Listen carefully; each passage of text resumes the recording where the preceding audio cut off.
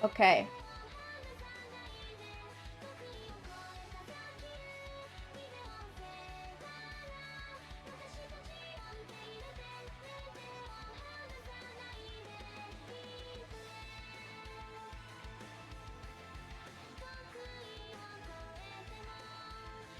So, Greenscreen hoch. Oh. Oh. Oh. Ei. Oh, mein Rücken heute, ne? Ich fühle mich heute richtig alt. So, wenn ich jetzt noch da bin, kann ich jetzt das schon mal rüberschieben. So. Ja, Absolv wollte ich tatsächlich. Au! Immer mal spielen. Aua. Oh, mein Zeh. Aua. Ich habe da hinten so ein. Weil da ist ja so ein Schrank an meinem Schreibtisch dran. Da hinten ist so ein.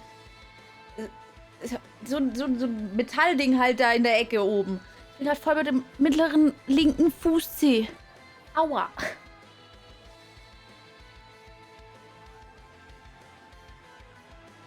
Clash der Rebellen. Ja, habe ich auch schon gesucht, Sascha. Das ist schwierig momentan. Kurti, nein. So. Spiel nach oben. Okay. Alright. Boah, mein Kopfhörer ist einfach viel zu laut. Tata. Waren wir am Loaden oder wollten wir wohin? Ach nee, wir wollten den Boy weitermachen, ne? Wir wollten hier, glaube ich. Ich glaube, wir wollten hier, ne? Ich habe Gronk in letzter Zeit so wenig geschaut, weil ich immer selbst gestreamt habe. Okay, ich glaube, hier wollten wir weitermachen, weil ich glaube, hier hätten wir das freigeschaltet. Ich glaube. So, jetzt habe ich 500 Mal ich glaube gesagt. Fand ich gut.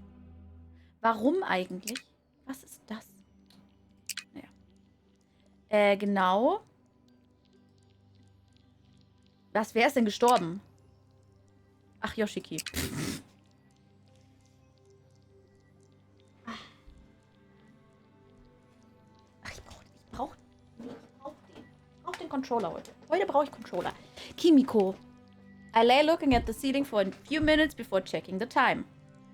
6 a.m. I didn't want to think about anything. This whole situation was just so much to deal with at the moment. I wanted to stay in bed, snuggle deeper into the sheets until nothing could hurt me anymore. But all I could hear were the captain's cries. Also wir sind jetzt Boy, ne? Wir sind jetzt männlich. Wir gehen natürlich zu Kimiko. Unable to get the captain's cries out of my head, I thought it'd be best if I went and checked up on her. I wasn't sure just yet on the relationships between all the crew, but the captain appeared to usually keep her distance from everyone. That must have been very lonely. Boykottieren wir ihn nicht. Wow. Was würdest du denn für Karten sammeln, Tobi? Taten sammeln, Kobi? I hopped out of bed and headed towards the captain's quarters. Magic, echt.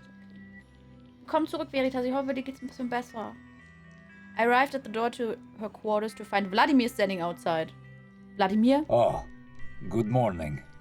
Well, as good as morning can be, I guess. Passt das von der Lautstärke? Vladimir forced a smile that looked both embarrassed and confused. Let's just agree that it is indeed a morning. I smiled at Vladimir to try and ease the tension. Das Bierchen wird helfen. Veritas, hast du ernsthaft Schmerzmittel und Alkohol gemixt? Finde ich nicht gut. Das macht man nicht, Veritas. Vladimir let out a quiet chuckle. That I will surely agree to. Okay, dann weiß ich ungefähr, wie laut es sein darf. Weil das ist ja eh immer unbalanced, der Sound, aber dann ist ungefähr. So, what are you doing here? Du kannst das. Ja, können kann das jeder, ist aber nicht gut. I was actually coming to check on the captain, you. I am here because of Melody. Melody? After last night, Melody was upset because the captain was so upset. So she sat up last night and made her a card to try and cheer her up. Upsetception! That's so sweet.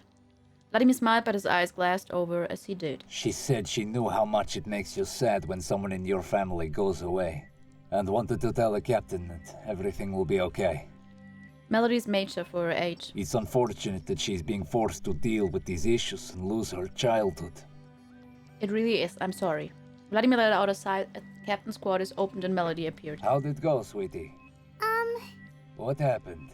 I went in tried to get the captain the card, but she wouldn't come out from underneath her blankets. But I could see her. I could see the lumps underneath the blankets. So I climbed onto her bed and I hugged the lumps. And I told her everything was gonna be okay. And what happened? Ist sie tot? The blanket started crying. Oh, das Bettzeug hat angefangen zu weinen. Did she come out? No, she didn't. I just hugged the lump for a while and it cried. And then I put her card on the bedside table and left. Good work, sweetie. Do you think it made her feel better? I'm sure that it will when she looks at it. Hä? I'm sure that it will when she looks at it. Wladimir, du bist noch nicht fertig?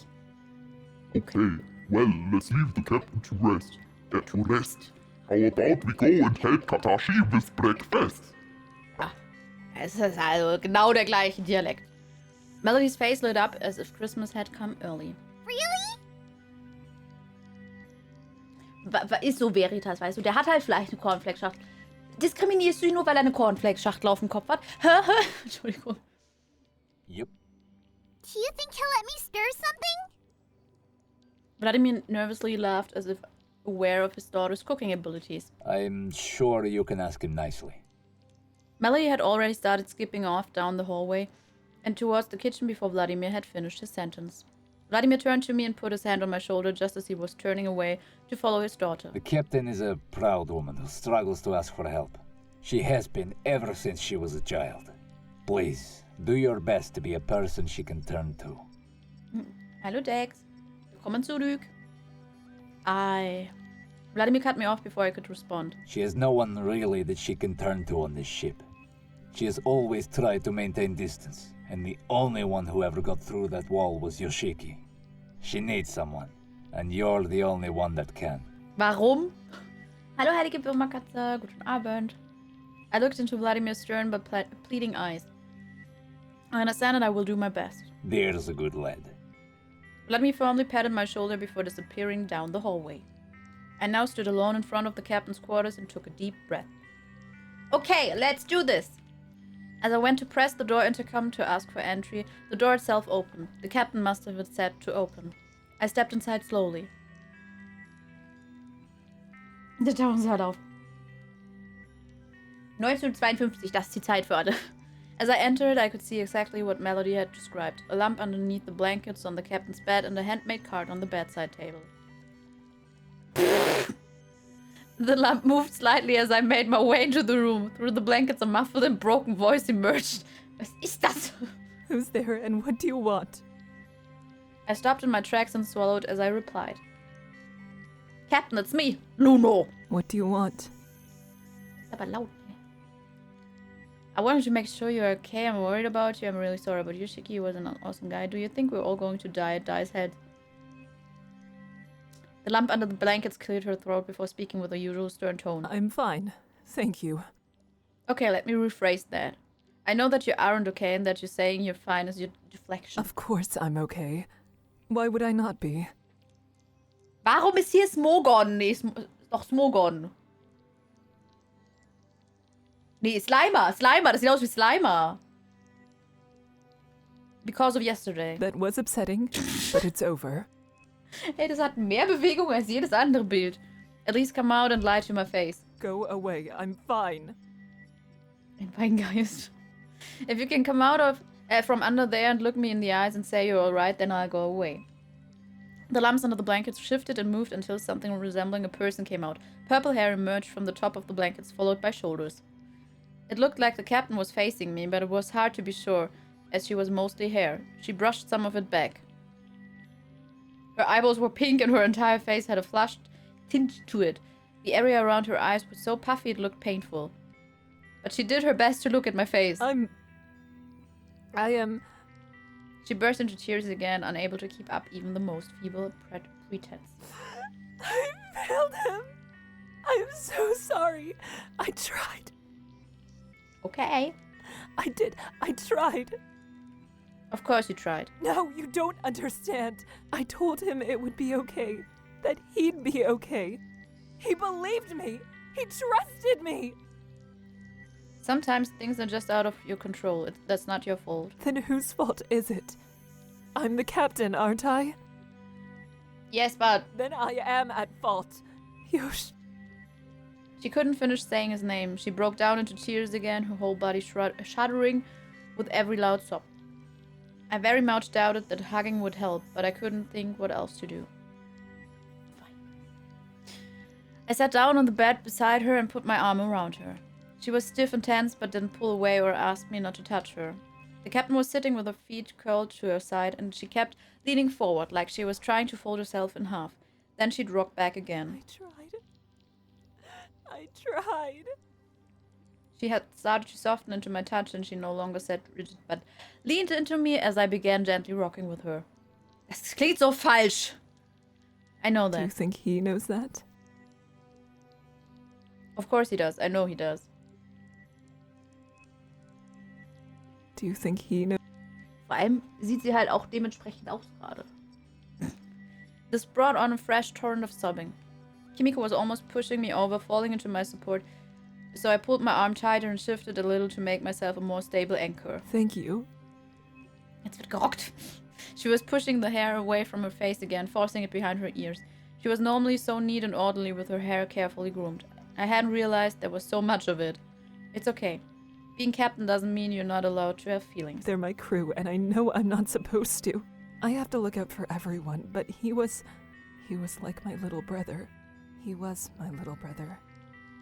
I understand you're meant to be impartial, but I don't think loving someone makes you a bad person.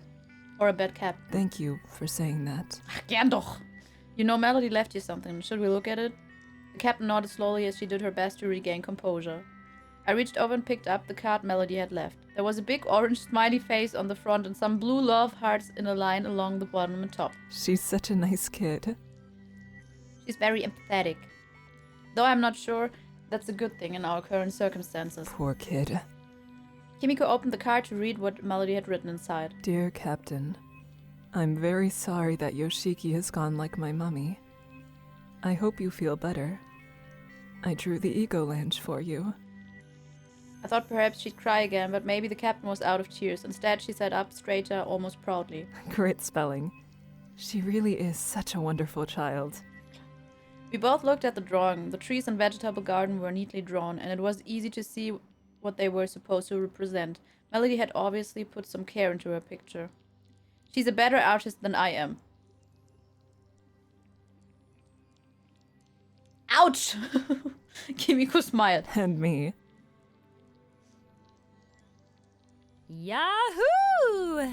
Everyone's favorite AI system is here. My, it's a beautiful day, isn't it? It would be such a shame if someone were to mention the deletion game. Ah, kennen wir schon. Can I please have all crew report to the dining hall? All right. Apparently I have to get dressed. I'm going to have to order you out of here. Was? Die befehlt mich da raus. So, also, das kennen wir ja schon. It's not enough we have to play her stupid games. She's gotta wake us up early, too? Bloody sadist. Beatrix is not a morning person. Yes, I know what you mean. Did you have any luck? Good morning. It's a pleasure to see you all here promptly and ready to play. Wait, where's Captain Crybaby? Nice of you to join us. Late. Wir machen so Semi-Skip, weil wir kennen es ja schon, ne? What happened? You have to get the red eye blight? Get it? Red eye? Crying? Red eye? Why do I even bother bringing my A material for you people? Such a waste. Well, I guess that's not completely fair. I mean, Yoshiki always laughed at my jokes. Where is Yoshiki? Oh, right.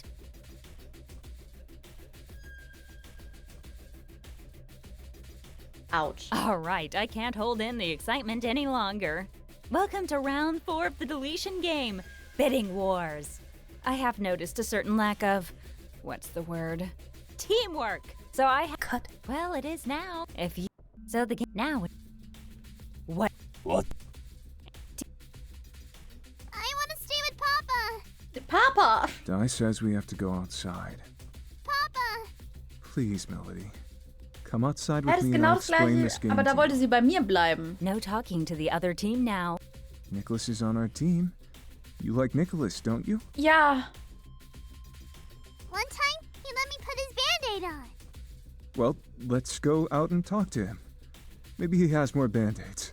But Papa needs me. Why don't we get him a band-aid too for later? You won't mind if we go out just for a while, okay? hat er gerade gesagt, Vladimir wird als nächster sterben. Okay. Good girl. Come on. Gak. I thought they never Okay, wir leave. wissen auch jetzt schon, wer der Regelbrecher sein wird, nämlich Vladimir mit Melody, I klar. can't go a week without talking to my daughter. She just lost her mother. Ja, und? Hey, rules are rules. You make the rules, and this isn't fair. Ach, Shizuka, du lebst ja noch. Hey, I designed the game to be challenging. Not talking to the kid is a compulsory side quest. This is a new low, Dai. Oh, sister, you have no idea how I can get. How I can get, how low I can get. Was? Now it's time to allocate the team order and choose a captain. I can be captain. But who picked? What do I? Their number. It's not. I take. Next. I'll take 2. What? Which leave? This luck. Now it's Team Yay! B's turn. And he Ich bin Oh. So that Captain. means the team captain. That's Agreed. well. Remember under no. This is out. Where? You can. She. Kata. We need to talk straight. If however. Fine. This. Bla bla bla bla bla bla bla. Ja, unsere Huh? Strategie. It's. But if Bla bla bla. Yes. Das interessiert uns doch eh nicht. you should. Okay. So, wir machen eh alles durch. Schön. Melody, etwas passiert? Nein, lass Melody. Ich mag sie inzwischen. Solange sie nicht an meinem Hintern hängt, mag ich Melody. Tuesday morning I was worried about breakfast. What would happen if people from each team met in the dining hall?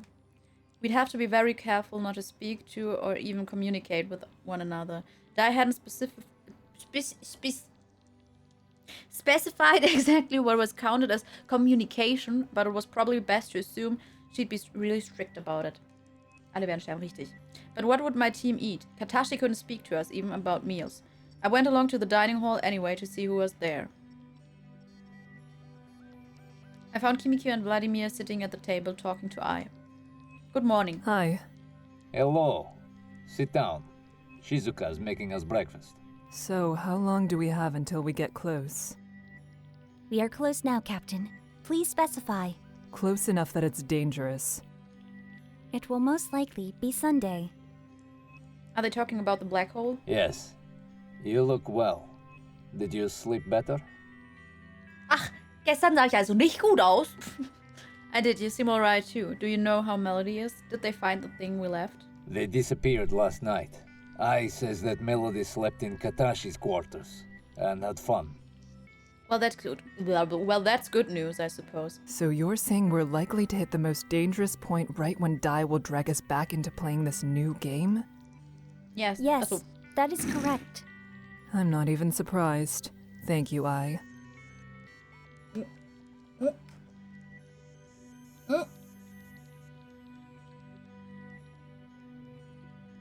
Shizuka arrived. She was carrying a cake. Ernsthaft Kuchen zum Frühstück? Sorry, I'm not good at food, and I didn't know what else to do. She put the cake down and I saw it had been sliced into 4 large pieces. Shizuka served us 1 piece each and then reached into her pockets. She had 4 apples and passed them around. Apples. Because you know, they're good for you. And come with the added benefit of being ready to serve off the tree. Hallo, Herr Kate. Nein, nicht Kuchen zum Frühstück. Pancake, nee. Hahaha. Nee, zum Frühstück braucht man was Herzhaftes, was... Nee, Süßzeug zum Frühstück ist... Nee. Okay, ich hoffe, dir geht's gut. Melody had better be eating better than this. She's on the team with the cook. The captain picked up her fork, looking at her giant slice of cake. The slices were so large it was difficult to decide where to begin with them. Ja, Mohnkuchen ist lecker, aber nicht zum Frühstück. Also du kannst eine Semmel essen und danach ein Stück Mohnkuchen. Das ist okay. Thank you for volunteering to arrange breakfast, Shizuka. Aber nur Kuchen? Shizuka sat down. I did the best I could. Sorry it's not up to Katashi's standards. Das ist up to keinem Standard, weil, ganz ehrlich, einfach ein Toast toasten sollte ja wohl drin sein. Und zum Brunch, zum Mittag und am Nachmittag und abends immer Kuchen.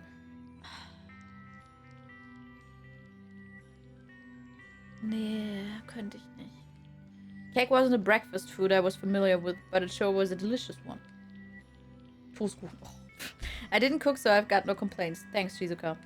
Shizuka beamed with pride and started digging into her cake. After breakfast and a shower, I went back to my quarters. Getting properly dressed meant picking up the pocket watch again and looking at it. It was so old, or at the very least, old-fashioned. It didn't move, and it didn't seem to work, but I liked to keep it with me anyway. I needed to work out what it was for. If it could really allow interdimensional travel, the possibilities were endless. I decided to show it to one of my team. The captain might know what my parents were researching. Her mother was the previous captain, after all.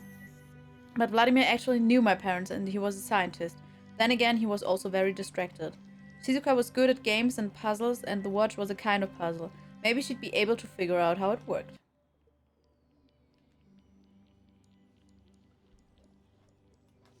Hä, mit was würde ich denn flexen, Kurt? Mit was sollte ich flexen, Kurt?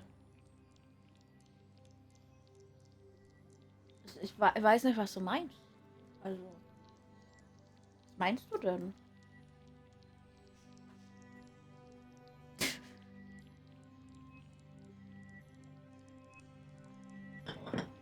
Wem zeigen wir denn? Kimiko, nee, Vladimir. Komm, wir gehen zu Vladimir. According to my tablet, Vladimir was in the science labs. Das haben wir schon mal gemacht. When I arrived, I could hear his voice as soon as the door opened. Who is she with? What's she doing? She is with Beatrix. Immer will ich Ei lesen. Warum? What? Why? Is she okay? Her voice sounds cheerful, and her vitals are not showing any indicators of distress. Wow, Dominik. Wow.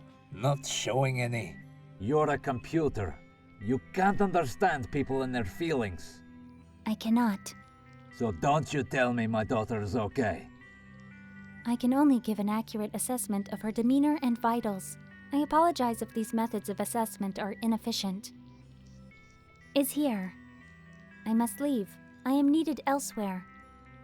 I disappeared, leaving me alone with a stressed out Vladimir. How would she even know what a cheerful demeanor looks like? I'm sure Katashi and the Vogels are taking care of her. Beatrix is probably teaching her how to do her hair and makeup right now. And learning how to bake... learning how to bake cakes from Katashi wahrscheinlich. And Nicholas... Well, I actually don't know what Nicholas would be doing with the child, but I'm sure it would be fun. And safe. Haha. Perhaps you're right. She's probably eaten too much cake, and she's holding her tummy and making sad noises. And wearing Beatrix's lipstick poorly. Klar, Tobi. Nee, ich bin Blut. Ich bin Vogel. Nicholas hat gesagt, ich bin ein Vogel. Ah, exactly. She's probably having a great time. Thank you. Ach, klar. I needed someone to help me see past the worry. Of course, I can't even imagine how hard this is for you.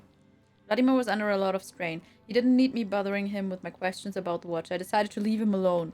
I went back to my own quarters. It was time to talk to Warum? Spaßvogel. Nein, ein Vogel. I sat on the bed with the papers and tablets sprawled over the bed. Nothing. Still nothing. Ah, this is so frustrating. Es ist immer das Gleiche. Okay, I need to calm down. Getting angry isn't going to solve anything. I threw myself back on the bed and stared at the ceiling for a long time before I was suddenly bathed in the warm glow of I's holographic interface. I am sorry to interrupt. Don't worry about it. You weren't interrupting anything. What's up? I found some more information. Okay, das ist jetzt das Typische, dass wir das deactivaten können. Bla bla. Any tablet, ja.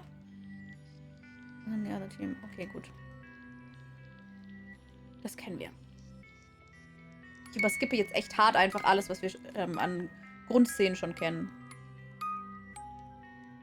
Ich will Progress und nicht 20 Stunden umsonst spielen. After a surprisingly restful night, I woke up Wednesday morning feeling refreshed. My conversation with I had given me some sense of purpose. I decided to go to the dining hall. Yay, wieder Kuchen. In my enthusiasm to get the day going, I'd left my tablet in my quarters. I'd forgotten to look at it and see who was where. I'd have to just walk into the dining hall, and if someone from the other team was in there, I'd walk back out without saying anything. I needn't have worried. Vladimir was in there alone. He was reading from his tablet with a cup of coffee beside him. He looked like a father on a leisurely Sunday morning. Not my father, of course, but the way I imagined most fathers were. Good morning, Vladimir. You look relaxed. Hello. I wouldn't say I'm relaxed, but I'm not as stressed as I have been. Es ist im ersten Tag noch so, oh nein, meine Tochter. Und jetzt so, oh Gott sei Dank habe ich mal Ruhe, viel besser so. That's great. Did I report in about Melody? She did. Apparently, she's been drawing a lot. And she's very excited because she's going to be helping Nicholas today. Helping him with what? Well, nobody's in need of surgery, so thankfully that isn't an option. Haha. He'll probably get her to count something or sort things. That's what I do when she comes to the lab with me. Was soll ich mit ihr tauschen? Either way, I'm sure she'll be very helpful. Vladimir smiled, but I could see from his eyes that it was something of an effort for him.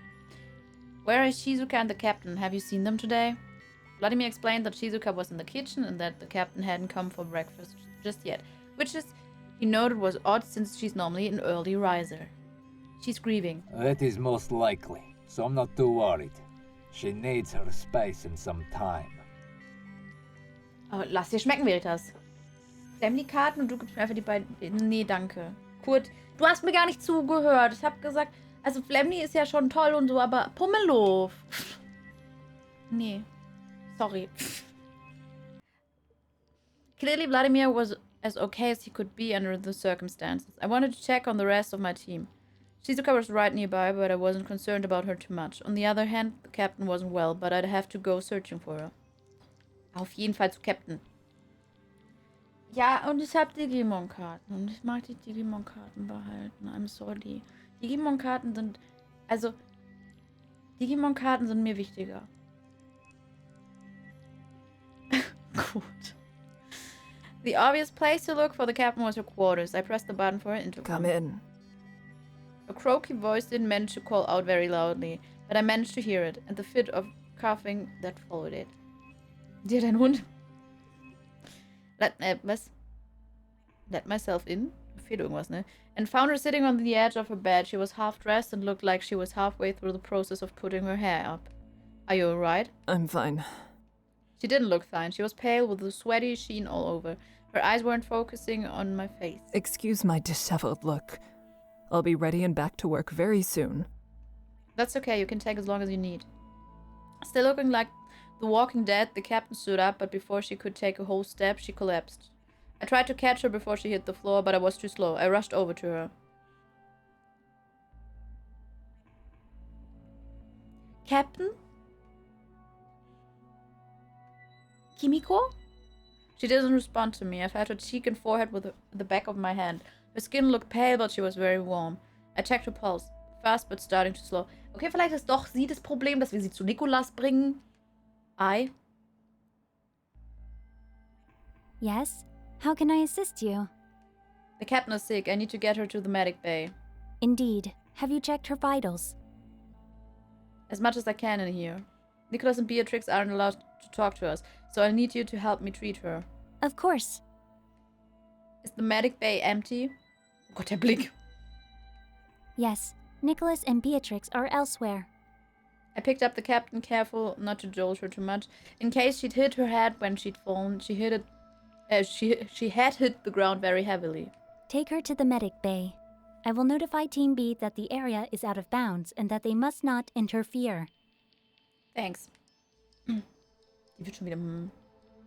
I grabbed her jacket and carried the captain through empty corridors into the medic bay.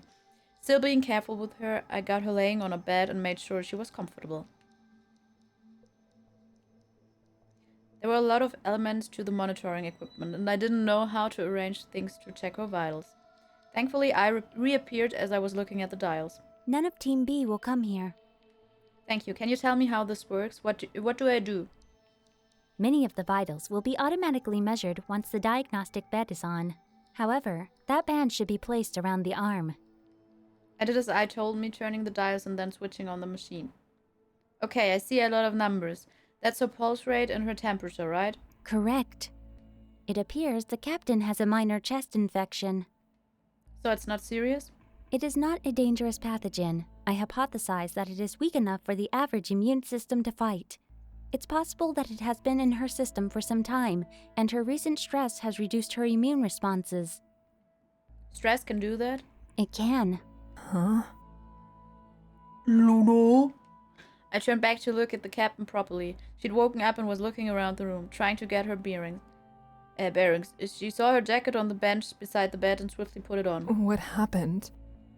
You collapsed. I think you're run down and stressed and it's made you sick, but it isn't serious. I can't be sick.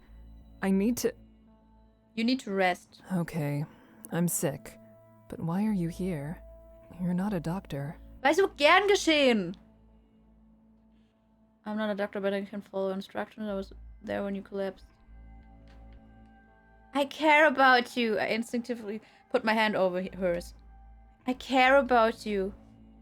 A slight blush of color spread over her pale cheeks. I'm really worried you're pushing yourself too hard. I hope you get better quickly. Ja, Dominik, so läuft das. You're making everyone else a priority and not taking care of yourself. Du hast krank. Nein, Kimiko ist krank. Hallo, Berto. They're my responsibility. You can't look after other people if you're not well. I don't have time. If you're too busy to take care of yourself, then I'll gladly take care of you.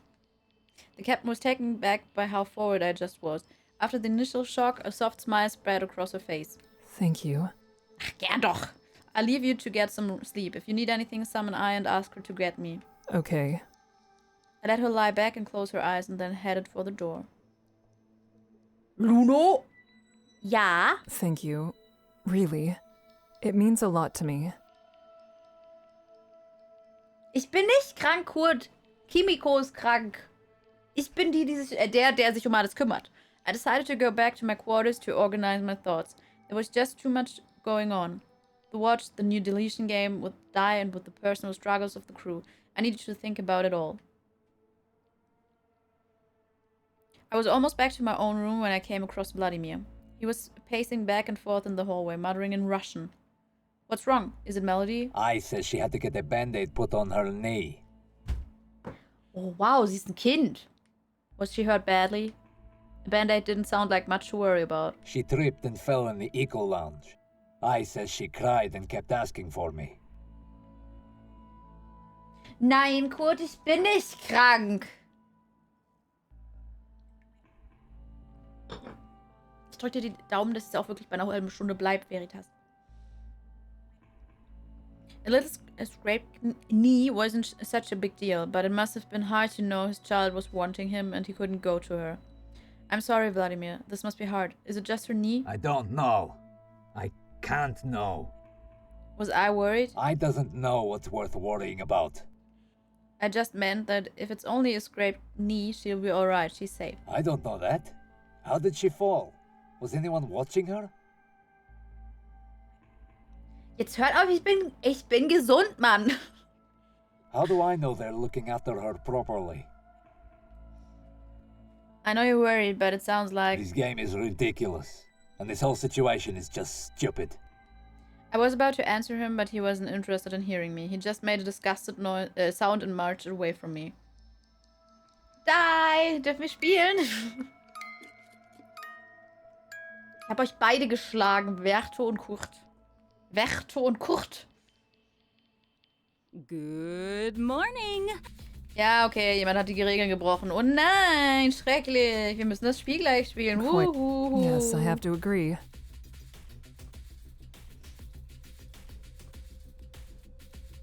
Also, bevor du die Karten bekommst, schicke ich sie Dominik zurück, Kurt, ja?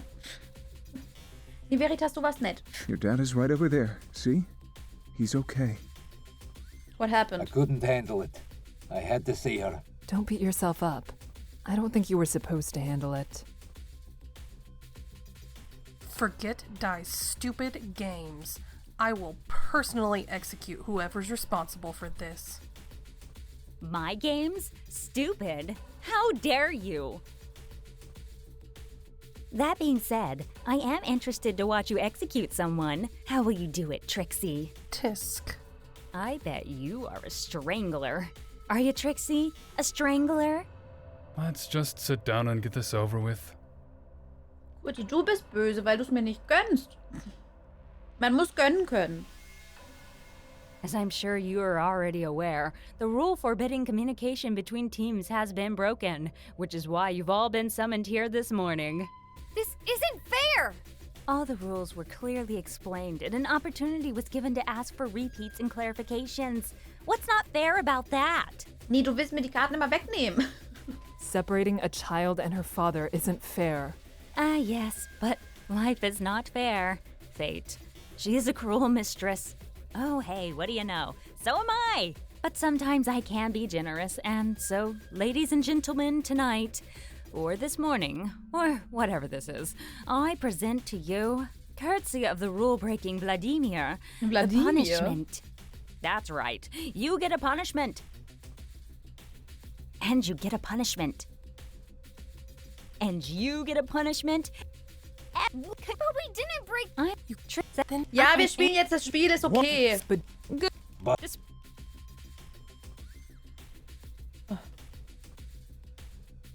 Dir gönnst du es auch. Aber du kannst es dir gar nicht gönnen, weil du es nicht hast. Du kannst dir gönnen, dass du nach der Nachbestellung auch Boxen bekommst. Mein Tag. Verto, ich hab das da. Also das sind Digimon-Karten, das sieht man nicht so gut. Kamera ist kleines. Deswegen war alles gut. Und deiner, Verto? Und was machen wir denn jetzt? Ich glaube, wir versuchen wieder selbst zu Is sterben. everyone in agreement? Ja, ja. Oh.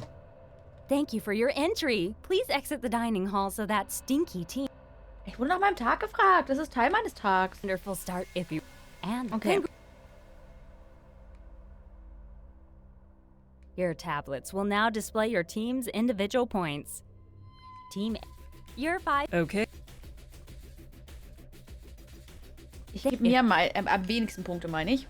Ah! Let's Nein! move on to round 3 then. Team, Warum? You're 5. We might. One more. Warum? Ich gebe mir nur 0 Punkte. Congratulations, Team A! After 3 rounds, you have come out victorious. Heilige Bimmerkatze, du wusstest es auch noch nicht. And that means Team. No. Wer stirbt? I can't have lost. Du oder dein Team. Beatrix left from her chair, pointing at her team. You guys screwed me. Okay, Beatrix stirbt. Das finde ich nicht gut. Now, Trixie. No one like This is Bitch. Okay, das kennen wir aber No, schon. you can't. I will. Nope, not. But I. Well, you Das can. kennen wir You tatsächlich can't schon. get by without us. This. It's come. I. Whoops. Ich will was Let's. gucken.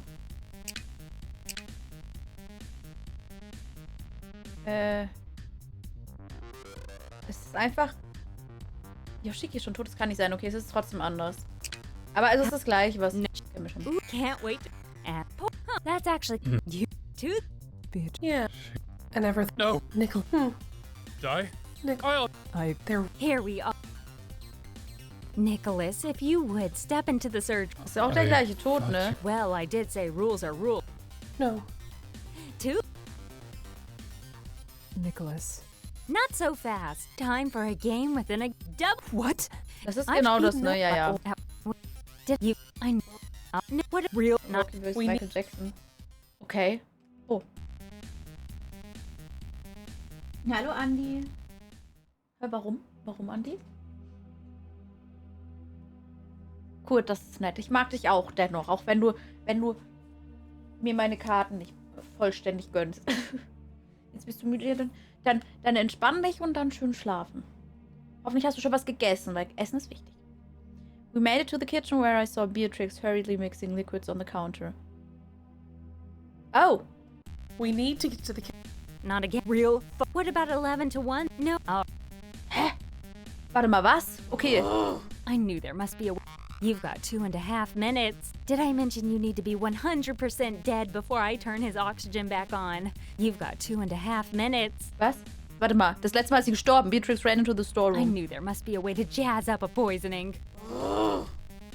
There was a loud clattering from inside the storeroom. It sounded like Beatrix had knocked something over. All right, I'm ready to... No one? What about 11 to 1 that she deliberately lets her brother die? Okay, Kurt, okay. Na, ich mag dich auch. Real funny, Die. Not a gambling crowd, eh? Beatrix emerged from the storeroom, a bottle in hand filled with a dark liquid. We need to get to the kitchen ASAP. I need to mix this with a chemical from the kitchen. Ist jetzt anders.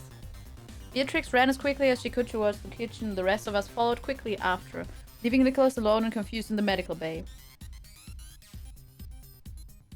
We made it to the kitchen where I saw Beatrix hurriedly mixing liquids on the counter. What are you mixing? I won't tell you fools, then you can poison yourselves. Beatrix quickly sat down at the kitchen island. Beatrix Vogel, you have served the Everett and the mission with honor. Beatrix lifted her glass, now a golden yellow in color, and began drinking the concoction. We will remember that, and the courage you are showing today. Thank you. Beatrix blinked a few times and began to fall backwards off her chair. Whoa! It's okay, Beatrix. I got you. He got a strong grip on Beatrix and helped her to sit back up straight. That's quicker than I... Ah! Okay, das ist aber gleich. Salute! Das ist genau gleich. Oh, Auch das mit dem Nicola. nicht sehen können und... Oh, das sieht aber gut aus. I promise. Das sieht gut aus, das Bild. Daya als Barkeeperin. Und Beatrix hat halt ein bisschen zu viel getrunken, ne?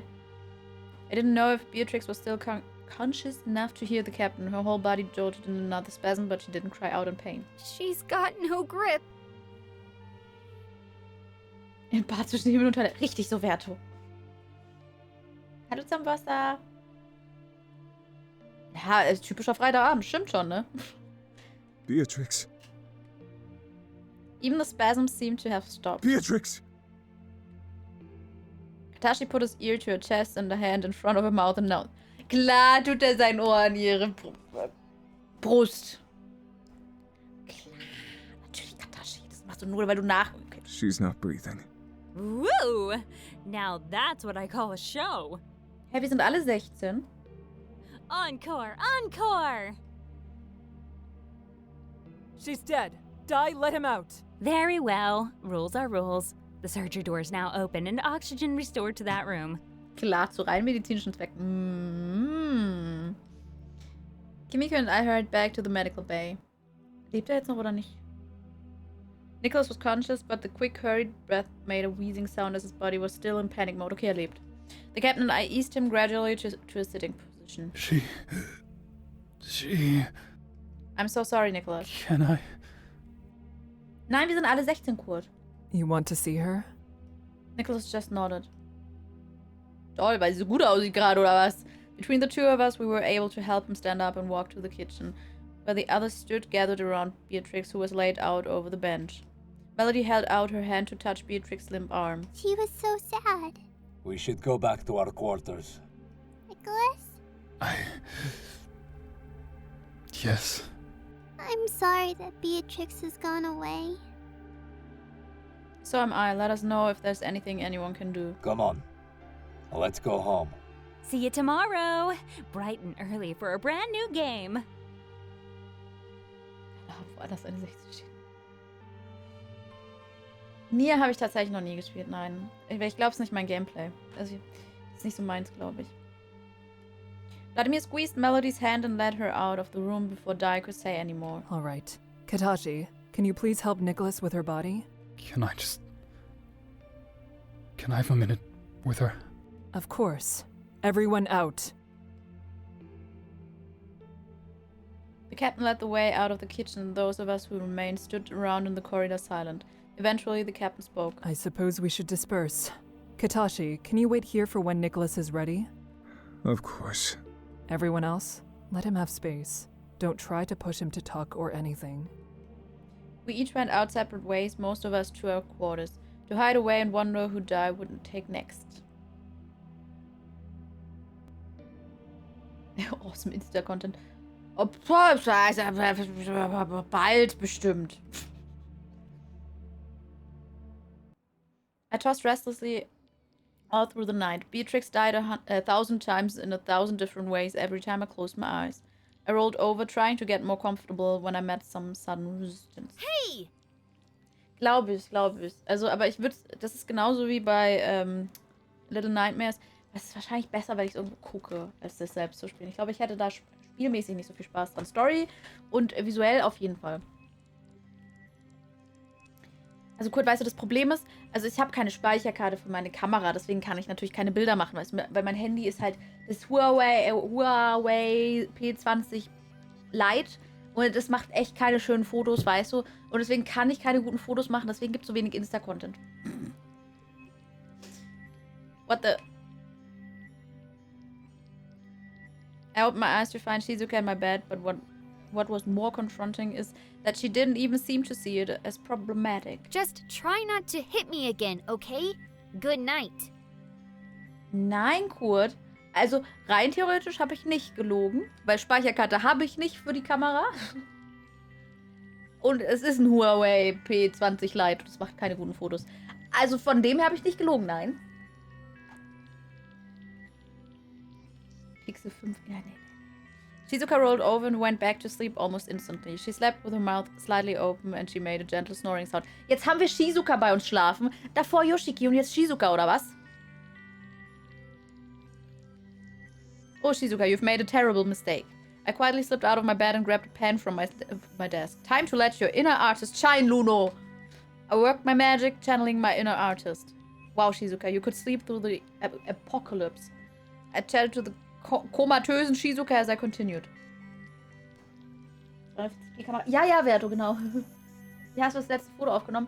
Ja, das war mit der Kamera, aber da musste ich echt viel tricksen, dass es so scharf wurde, weißt du? Weil, also eigentlich ist alles nur blurry Mess in meinem Handy. Seriously though, I'm super jealous. Here I am having trouble sleeping every night and you're out cold. I finished without a twitch from Shizuka. Twitch! Job well done. Guess I'll just go back to sleep too and wait for the fireworks to start. It took mere minutes for me to fall asleep again. I found fine art very relaxing. I felt a hand gently rocking me awake. Hey, I'm hungry. Let's go get some food. Ernsthaft, ich habe irgendwelche scheiß Formeln auf ihr Gesicht gekrakelt. Stand irgendwas Lustiges. I could barely contain my laughter upon seeing her face earnestly staring down at me. Kurt, immer. Sure, I could go for some food. Do you want to go wash your face before we head to the dining hall? Come on, I've given you one chance to save yourself. Take it. Instead, she screwed her face up at me. What's wrong with you? Why are you so motherly all the time? Ein Kerl. Who cares about washing our faces? Let's get something to eat. Just looking out for you. It took all of my composure to suppress the grin that was bubbling up. I hurriedly made the bed, not wanting to miss any of the action, and followed Shizuka into the hallway. I hope Katashi is making something delicious for breakfast. I really need the energy after yesterday. What are you hoping for? I'd really like some bacon. Huh, I thought you would be more of a pancake girl. Pfft, pancakes are just the flavorless topping carriers. I've never really thought about it. Now that I have, I guess I don't really like pancakes. I like what accompanies them. Right! Pancakes are just an excuse to have ice cream for breakfast. Fast ein Jahr, ui. Ben! Ich schaff's zurzeit nur einmal im Monat reinzuschauen. Neue Arbeit und Umzug, hoffe dir geht's gut. Ich lass dir mal nen Burger da und falle wieder in den Lurk. Burger? Cool. Finde ich gut. Dankeschön für den Resub, Ben. Dankeschön. Und Umzug, wo geht's hin, Ben? Vielen, vielen Dank, Dankeschön. Und ich drücke dir die Daumen für den Umzug, dass das alles funktioniert. Arbeit wusste ich ja, dass du eine neue hast wahrscheinlich. Also außer es ist jetzt nochmal eine andere. Mir geht's gut. Ich hoffe, bei dir ist auch alles gut. Und vielen, vielen Dank. Dankeschön. Ach, raus aus der WG. Eigene Wohnung oder eine andere WG? Ach, die Frau, die weiß einfach, wie man Sachen vorliest. Die kann das einfach. We both giggled as we arrived at the dining hall. Both Katashi and the captain were present. Eigene Wohnung. Glückwunsch, Ben. Good Hast du morning. deine Ruhe? Das freut mich für dich. The captain stopped dead in the middle of her sentence. Her brows furrowed, followed immediately by a look of immense sorrow. If you will excuse me. Kein Aufregen mehr über Mitbewohner. Wobei, warte mal, in Wohnung kann es auch passieren mit Nachbarn, ne? Kinder. The captain got up from a seat and made her way out of the dining hall. That was not the reaction I was expecting from the captain. I expected a scolding for my immaturity, maybe even a small laugh. Aber da drücke ich dir die Daumen, dass der Umzug gut klappt. Aber dann ist der Umzug ja auch gar nicht so schwierig, weil ist ja da nicht so weit, ne? Deine Nachbarn sind super. Ja, gut, nur weil du sie nie siehst, weißt du, wahrscheinlich existieren sie gar nicht. Wahrscheinlich sind es einfach irgendwie so Pappfiguren. Katashi looked up from his seat and realized what had happened. What? What's wrong with the captain? Did I say something? Let me guess, kiddo. You slipped into Newbie's bed last night? Shizuka stood shocked. How did you know? Is the captain angry I slept in his quarters? Ich glaube, ja, es ist eifersüchtig. I don't think she's angry about... Ich höre meistens zu. Ich kann mir nicht alles merken, aber ich kann mir relativ viel merken. Ein Fulltime-Streamer? Ben, wer wohnt bei dir? Find's raus! Aliens als Nachbarn sind nie da. Nie daheim. Shizuka was quick to get defensive. I know she's the captain and I know she has a soft spot for him, but I'm an adult and I can do what I like. She's just jealous. Katashi bit his lip awkwardly, waiting for Shizuka to finish her rant. Do you know how I always say you're the worst at reading the room, kiddo? Yeah? What about it? I don't think the captain's jealous. I think she's upset about that.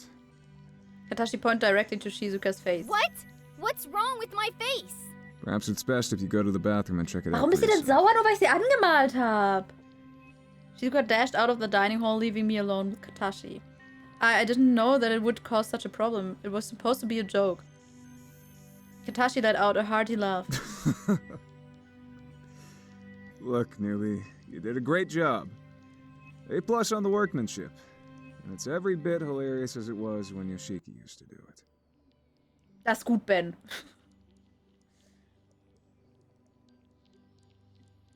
Wer wohnt denn da? Fulltime-Streamer. Bin ich mal gespannt, Ben. Bin ich mal gespannt.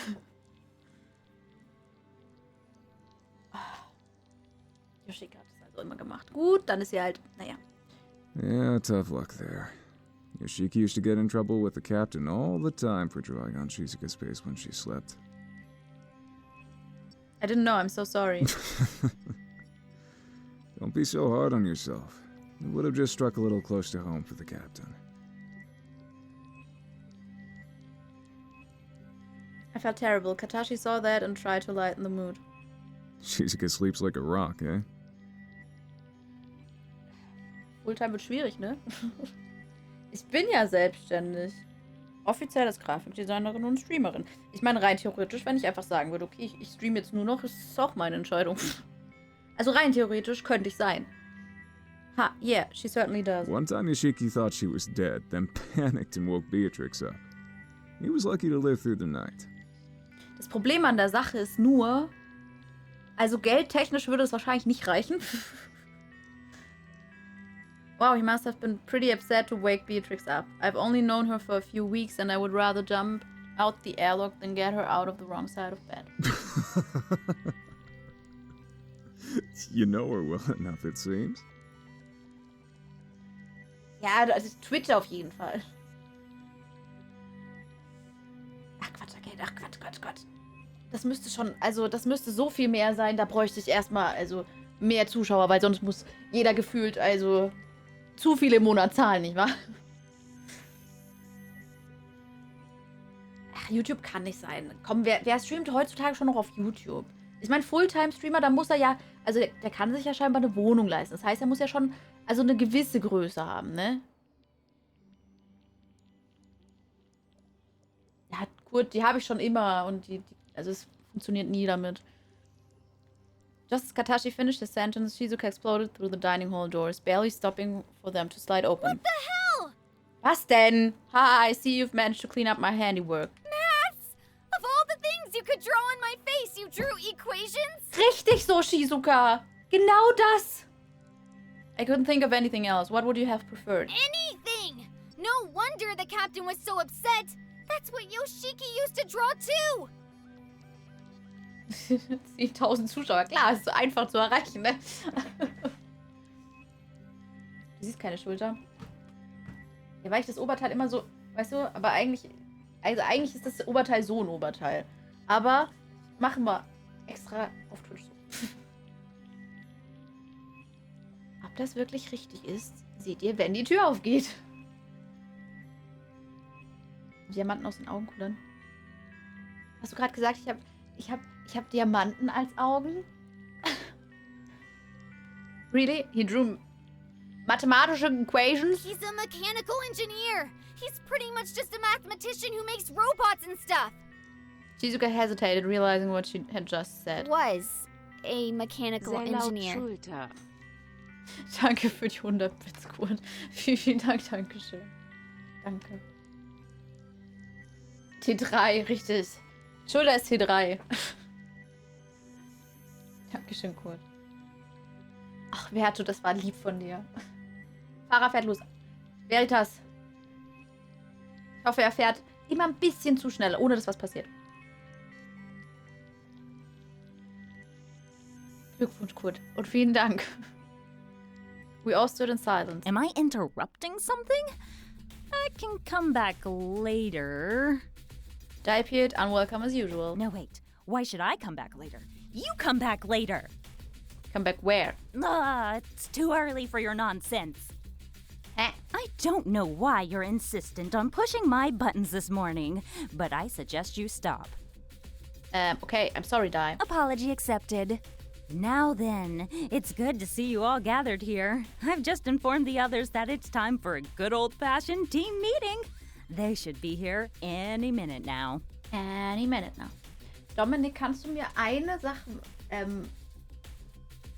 sagen? Wie lange haben wir ungefähr noch mit Sherlock? Silence crept over the room as we all stood waiting. So, Shizuka, Really? Di was going to do small talk. played any interesting games lately? Shizuka, ever gullible, didn't even pause to think about ulterior motives behind Di's question, and she began to rattle off facts about her latest interest. Silent Hill 2, ja, haben wir auch schon angefangen im Stream zu spielen, aber das hat nicht so gut funktioniert, deswegen irgendwann fangen wir es nochmal an. 2 Stunden. Okay. Dann können wir noch ein bisschen machen. Weil ich glaube, ich würde Sherlock heute gerne abschließen. Weil ich habe wirklich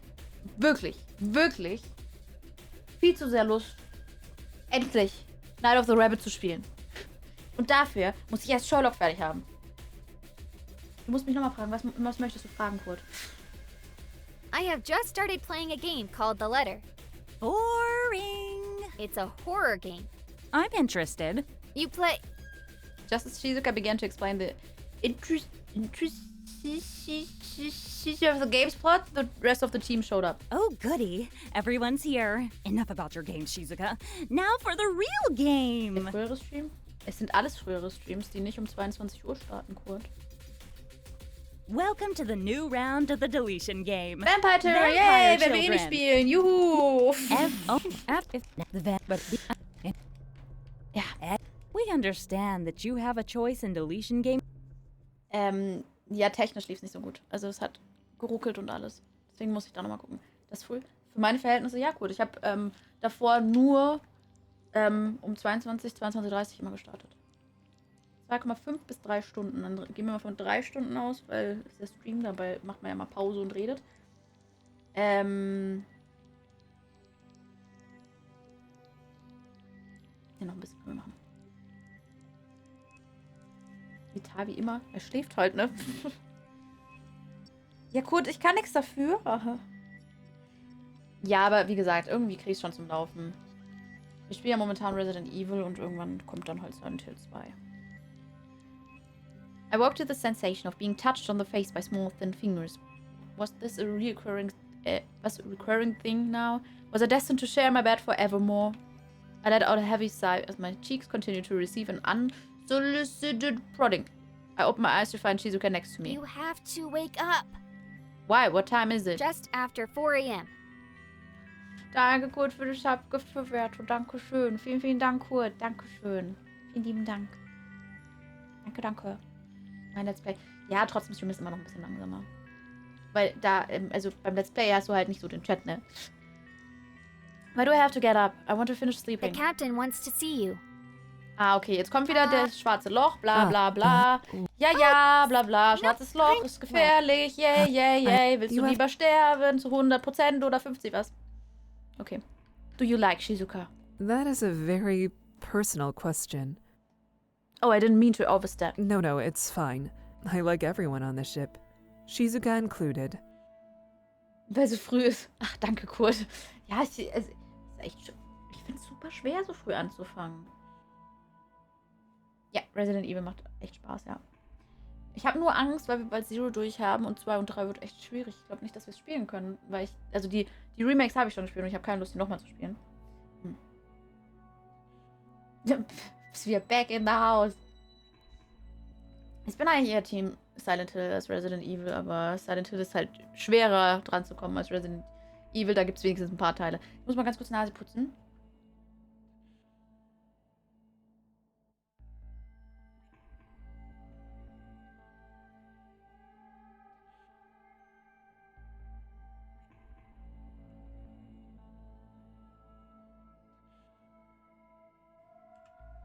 Das wird auch passieren, Kurt, aber ich warne vor, das wird wahrscheinlich ohne Kamera sein. Weil ich, wie gesagt, also ich hätte voll Bock auf so spontan Streams, wenn ich einfach Bock habe, was zu spielen, dass man da auch einfach mal so ein Story-Game, keine Ahnung, mir fällt jetzt kein Spiel ein, worauf ich wirklich Bock habe. Also zum Beispiel sowas wie Zelda Breath of the Wild, aber das ist jetzt wirklich nur ein Beispiel für die Art von Spiel, das wird wahrscheinlich nicht kommen. Und das dann ohne Kamera und einfach spontan und dann fertig. Dann bist du doch ein Vampir. Ich bin ein Vampir, ja. Siehst du nicht, wie ich glitzer? Gott, Veronica, ich habe keine Ahnung von der Reihenfolge. Da verlasse ich mich darauf, bis du mir sagst, was ich spielen soll. Weil du ja Resident Evil kennst im Gegensatz zu mir. Each person on the ship is different and needs to be treated as such, but at the end of the day, each and every one of the crew is family. Kurt, weißt du eigentlich, wie lange es dauert, meine Haare trocken zu kriegen? Weißt du, wie dicke Haare ich habe? Hallo Vladinator. Und schminken muss ich mich ja auch, weil wenn ich mich nicht schminke, dann kommen Idioten rein und fangen darüber an zu reden, wie scheiße ich aussehe. Nee. Weißt du, wie lange das dauert? Duschen, Haare waschen, Haare trocken machen, sich schminken, weil, ja, ich weiß, ihr werdet sagen, oh ja, egal, ob du ungeschminkt bist oder ob deine Haare zerzaust sind oder wie du angezogen bist, das interessiert uns nicht, darum geht's ja nicht. Ja, das werdet ihr sagen. Aber es gibt genug Idioten. Und bis sich das ändert, gibt es keine Spontanstreams mit Cam. So. That's such a sweet way to look at it. We have too much yet to overcome to get hung up on unusual personality traits. Vielleicht bin ich eine Diva und weiß das. Also wenn du so lange Haare hast und so dicke Haare, okay. Und bloß Silent, no. Das wäre ja was Nettes, danke. Kurtinella. Ja, aber du musst ja keine Frau sein, um lange Haare zu haben. Also es gibt, genug Männer, die ich kenne, die längere Haare haben als ich. Du bist ein dicker alter Mann, weißt du schon. Wenn Dicke zählt nicht, okay? Dicke zählt erst wieder, wenn wir ein paar Monate wieder soziale Kontakte haben durften und Sachen machen durften. Jetzt, wir gehen alle ein bisschen auf, ne? Außer die Leute, die komischerweise irgendwie die Kraft haben, jetzt auf ihre Ernährung zu achten und irgendwie Sport zu machen. Wofür denn? Corona-dick ist also okay. Bis Pandemie vorbei ist, ja. Und bis zu einem bestimmten Punkt, weil wenn es die Gesundheit wirklich schädigt, dann ist was anderes, ne? Bloß Silent weiß, wie man Frauen Komplimente macht. Ja, wäre auch, glaube ich, schlecht, wenn Bloß Silent das nicht wüsste. Captain Slip twitched. Schon wieder Twitch. Irgendwann kommt hier so eine Twitch Prime is not a crime Werbung. Like she was having an intense internal struggle. Wisst ihr, was so lustig ist? Wisst ihr, was so wirklich lustig ist? Bei größeren Streamern Immer wenn sie, ja, wisst ihr übrigens, dass Twitch Prime kostenlos ist? Egal, ob sie es mit Absicht machen oder halt als Verarsche. Jedes Mal, wenn sie, oh ja, Twitch Prime ist übrigens kostenlos. Wenn ihr jetzt noch einen Prime-Sub habt, dann drückt doch auf den Button und subscribe mit dem Prime-Sub. Es funktioniert jedes Mal. Jedes Mal sieht man danach im Chat, hat subscribed mit Twitch Prime, hat abonniert mit Twitch Prime, hat abonniert. Das funktioniert bei den Großen immer. Vergessen Leute wirklich ihre Prime-Subs? Such as the avoidance of responsibility. Hier hast du mein Prime-Bit, hab kein Prime-Sub, da ich schon so bin. Dankeschön, Kurt. Danke. Vielen Dank für die nochmal 100 Bits. So war das nicht gemeint, aber vielen Dank. Dankeschön. Lustig. Prime-Bit. Dankeschön. Prime ist kostenlos? Krass, oder?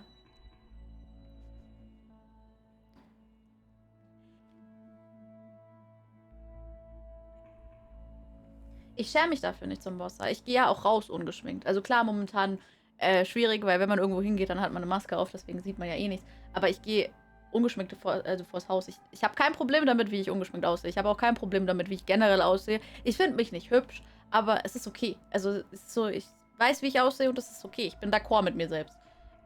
Ich muss mich selbst nicht hübsch finden. Es ist einfach, ich habe akzeptiert, wie ich aussehe, es ist okay. Aber es geht mir auch nicht darum, dass ich mich irgendwo unwohl fühle damit, weil sonst würde ich nicht rausgehen. Wenn ich rausgehe, sehen mich mehr Menschen. Ich habe nur keinen Bock darauf. Ich habe nur wirklich keinen Bock darauf, weil ich habe Augenringe. Ich schlafe zu wenig, okay? Ich schlafe zu scheiß Zeiten. Ich kann nicht gescheit durchschlafen. Und ich habe mega Augenringe. Und wenn ich die habe, oh, bist du krank? Bist du müde? Bist du in den Vulkan gesprungen und wieder rausgeblasen worden? Lebst du überhaupt noch? Du solltest echt ins Bett gehen, du siehst krank aus. Sowas wird halt kommen. Und das ist bei vielen so. Und das da habe ich einfach keinen Bock drauf, weil es einfach nur nervt. Hast du deine Tage? Oh Gott. Wenn du baitest, muss man drauf reagieren, so laut in die Streamer. Oh. Mist, ich habe den Vertrag nicht durchgelesen. 100.000, 40, 3,5, 34 Mails beantworten. Oh, Ben, jetzt mach nicht diesen. Machst du jetzt echt einen auf, oh, ich bin so busy und habe so viele Mails zu beantworten. Mach jetzt nicht diesen, Ben. Was machst du überhaupt für einen Job? Ich bin ein Topmodel. Für was? Für... Meine Füße sind hässlich. Ich hätte eigentlich jetzt Füße gesagt. Für Fingernägel?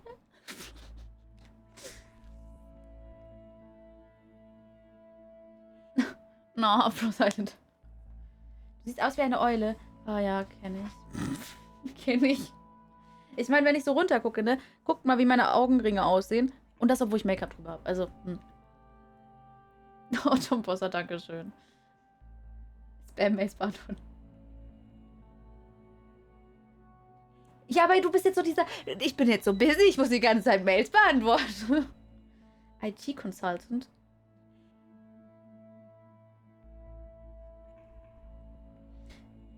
Ben? Aber das klingt nicht... Das klingt nicht nach was dir Spaß macht. Ben, bist du glücklich damit?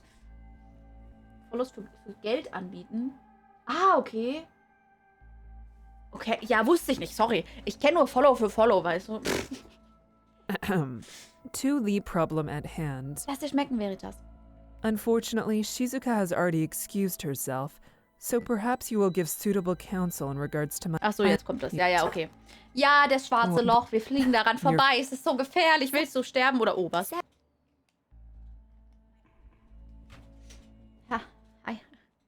Ah, yes, I forgot. My bed was no longer my own. Is that you? Finished with the black hole thingy? Das heißt Black Hole, ich kann nichts dafür. Ach, hier. Gut, Ben, das muss dir Spaß machen. Das klingt halt nur, also IT-Consultant klingt halt nicht so nach deinem, ich mache so gern 3D-Modelle und wollte mir Animieren angucken und ich mag voll Spieleentwicklung. Weißt du, das klingt halt ganz anders. Deswegen. Aber wenn es dir Spaß macht. Ja. Totally fine. Cool, das heißt ja nicht, dass ich es mache, Follow für Follow. Ey, das war so traurig. Kennt ihr Kapuzenwurm? Ich bin ja auf Twitter wirklich, ich bin nicht so der Follower auf Twitter, ne? Putzi hat mir gefolgt und ich war nicht mal Follower von ihm. Es war echt ein bisschen peinlich. Das heißt, Putzi. Du kannst ja als Freelancer versuchen, wenn nebenbei. Also wenn du es nicht eh schon machst. Shizuka lay huddled in my bed, barely holding her eyes open as she stumbled over her words. You mean your work? Yes, I did. Good work. Okay, sleep now. Wow, danke, Shizuka. Das reicht doch jetzt wohl für einen gekauften Follow. Ach, Kurt. Danke für die 100 Bits. Dankeschön. Ach, Kurt, ne? Weißt du, ich spiele hier gerade. Gut, dann folge ich dir halt auf Twitter. Das macht jetzt noch jemand nach. Nee. Ich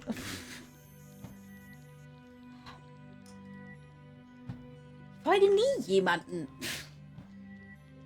Zur Energie geladen. Ja, ich mag Putzi immer gern mit anderen Leuten. Also, ich gucke ihn, wenn ich wirklich aktiv einen Stream gucken will. Aber so für nebenbei geht's nicht. Und ich gucke meistens nebenbei. Ja, das ist cool, Ben, das ist cool. Ich hoffe einfach, dass es...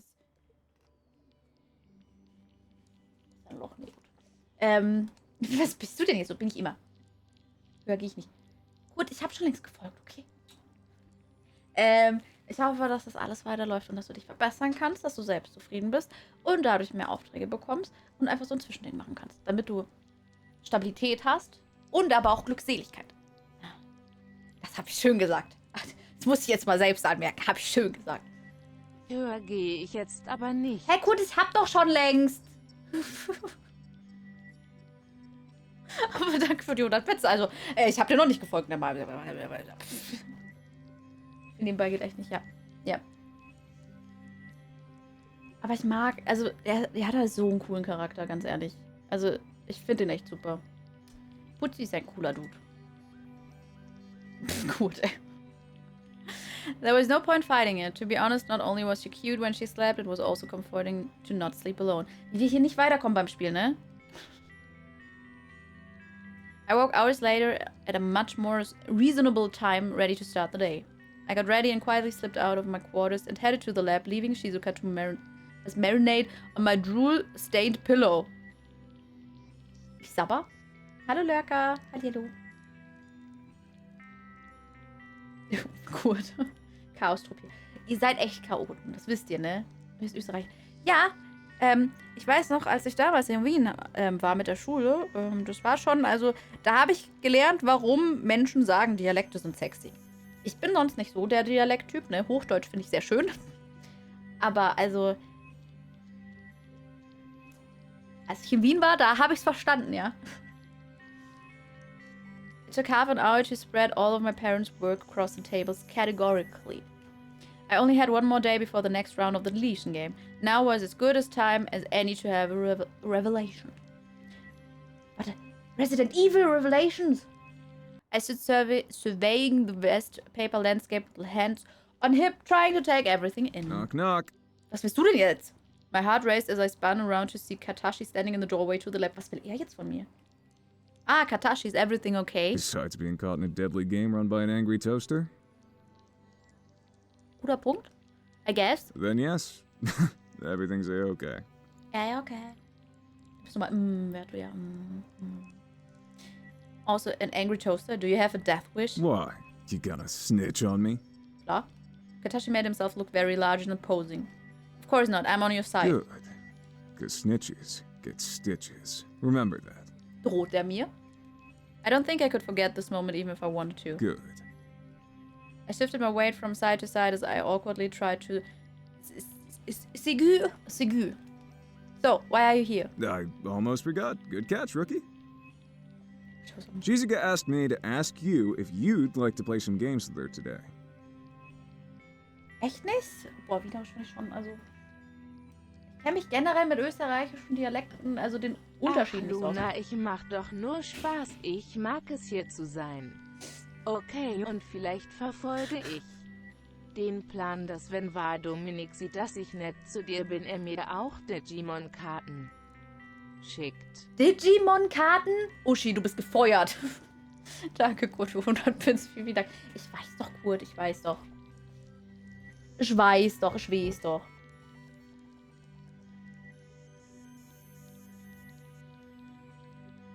Dominik. Selbst wenn du welche hättest, die würden ja wohl bei mir landen, oder? Du bist Mod. Mod heißt, du musst alle Digimon-Karten an mich abtreten, die es gibt. Why didn't she just come and ask me herself? Apparently she was in a boss fight or something. So, how did you get roped into being her assistant? Well, I checked in on her because when she's playing games, she often forgets to eat. Das kannst du jetzt nicht so sagen, Dominik, weil sonst bin ich wieder die Böse. And had she? She hadn't eaten, but now she has. Thanks to me. Ich finde das so verwirrend bei den Untertiteln, ne? Katashi stood as proudly as a superhero, having just saved the girl from almost certain starvation. So, am I supposed to give my response to you so you can take it back to her? Katashi scoffed at my question. I am her assistant, not yours. Run your own errands, newbie. Katashi gave me a reprimanding look before exiting the lab. I stood once again alone in the lab, staring at the papers with no more understanding than before. Auf jeden Fall spielen wir Games. I could feel a breakthrough. Was? Vielleicht ist das jetzt der Punkt. Okay, wir machen erstmal den Breakthrough. I'd love to play video games, but there were more important things to deal with. I continued poring over my parents' research hours past in a heartbeat. Suddenly, Shizuka burst into the lab unannounced. Shizuka? Wait, what? Really? You're giving me the silent treatment? Shizuka blew an enormous raspberry and stormed out of the lab. Looks like I'm in trouble. There was no point worrying about Shizuka now. I should just finish up here and then head to bed before the new game tomorrow. I looked at the pocket watch sitting impenetrable in my palm. Okay, gut, das ist... Okay, wir gehen jetzt Videospiele spielen. Blöde Kuh, echt. Stahlkarten. Danke, Kurt. Kakashi. Ja, ein bisschen, ne? Ich hatte auch Probleme, mir den Namen Katashi zu merken, weil ich auch immer Kakashi hatte. I was getting nowhere and tomorrow I may be dead. A few hours of video games couldn't hurt. I left the research where it lay in the lab and headed to the rec room. I arrived to find Shizuka taking up most of the floor space in front of the TV. So, what are we playing? You came! Your lowly assistant Katashi came and summoned me. He brought me cake. Best assistant ever. Oh man, I want cake. You snooze, you lose. I'm not sure why I felt so robbed, but I did. The cake looked amazing. Damn it, Katashi. We're playing the two-person version of Unicorn's Revenge. I need help to finally defeat General Rainbow. Okay. That sounds cool. Shizuka interrupted me without skipping a beat. You have delayed your fate for too long, General Rainbow. No longer will the magical minions, the hopping mad stars, the frosty cupcakes, or the flutterous butterflies be held captive under your spell! I, the unicorn of the blindingly sparkly forest and the hero of this story, will rescue all those who are innocent and punish those who are responsible. Prepare your meager defenses and accept your demise at the end of my horn.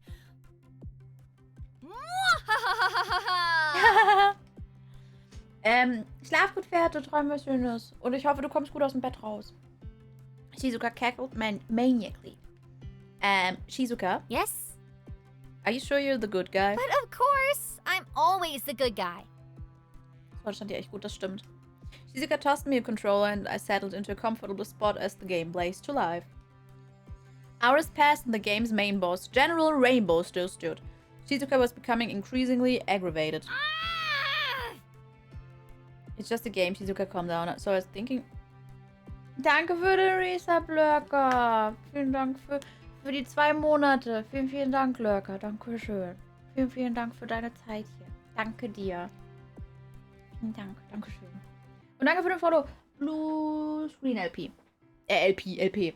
Vielen Dank, Blue Screen. Auch wenn ich keinen Blue Screen will. Don't worry. Ja, hier. Don't worry, we'll get him next time. An overwhelming sadness came over Shizuka, who was full of life just a moment ago. There might not be a next time. I suppose there might not be. I hope playing games would shield me from these thoughts. I was wrong. No. Huh? If I'm sad, you're not allowed to be. What? That's not how friendship works. Danke, Lurker. You have the monopol on sadness? It's moments like this that I can tell you had no friends before now. Ouch. This evening has taken such a sadistic turn. Shizuka seemed taken aback by my comment. Perhaps she didn't understand exactly what she had said that was hurtful. Let me explain properly. I didn't get to finish. Okay, please explain. So, when you're friends, only one person can be sad or angry at a time. And then it's the job of the other friend to cheer them up. So, even if you're sad, you have to pretend to not be just to make your friend happy.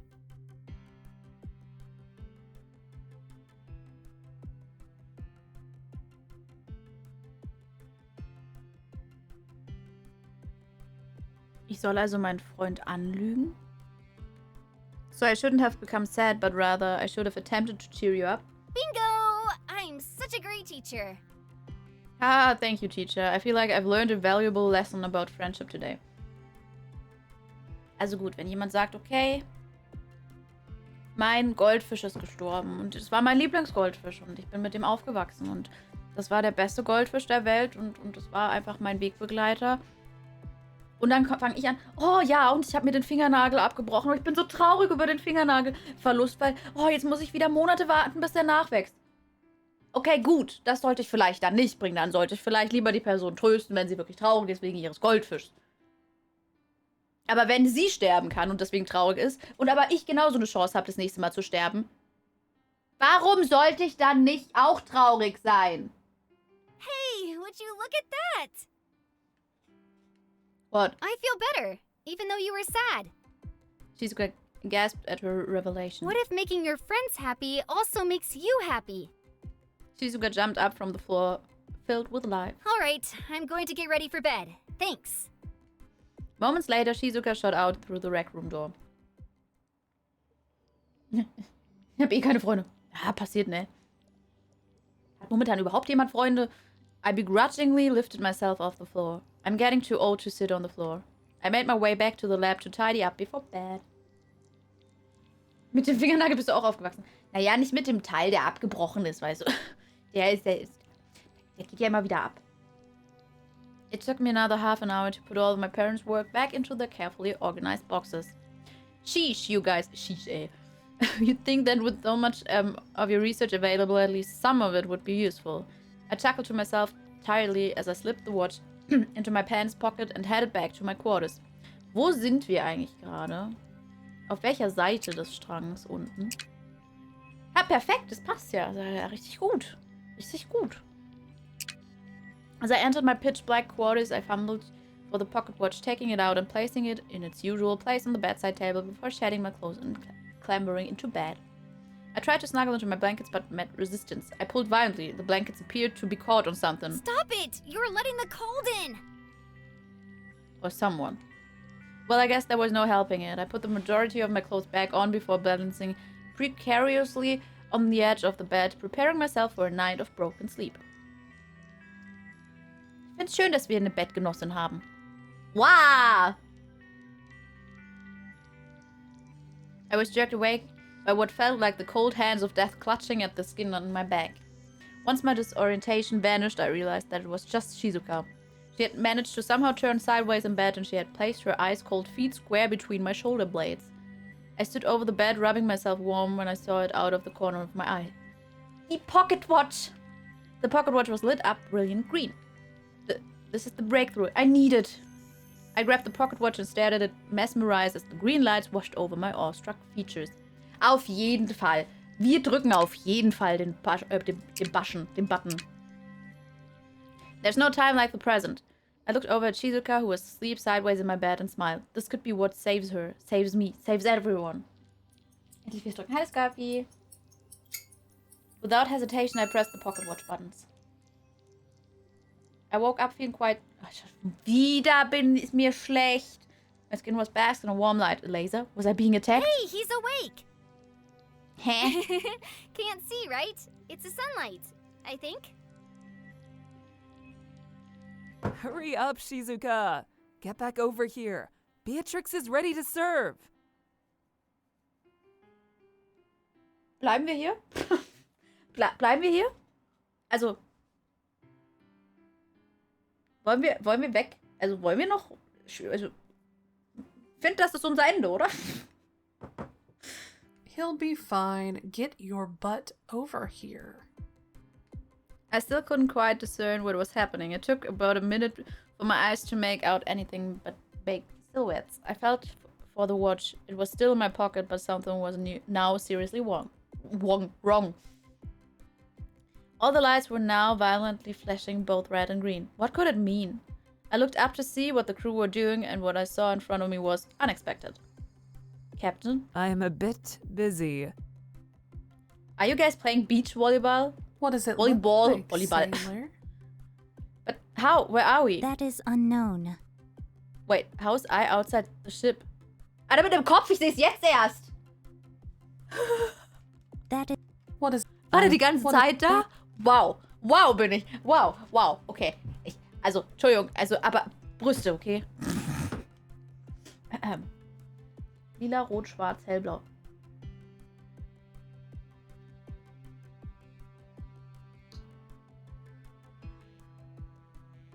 Rot.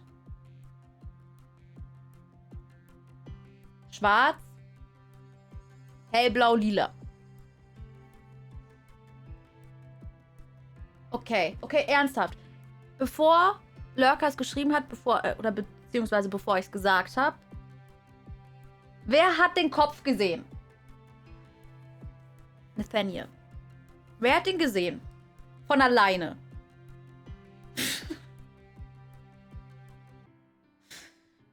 Wenigstens seid ihr ehrlich. Wenigstens seid ihr ehrlich. How is I touching the ball? Are you using a head for the ball? What is happening here? Last log entry. Sunday, 4:11 a.m. Captain Kimiko Yukimori.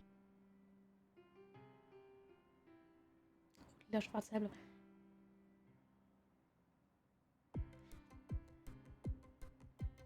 Also, wenn ich jetzt von den Menschen ausgehe, die dahinter stecken, Kimiko wäre der letzte Platz.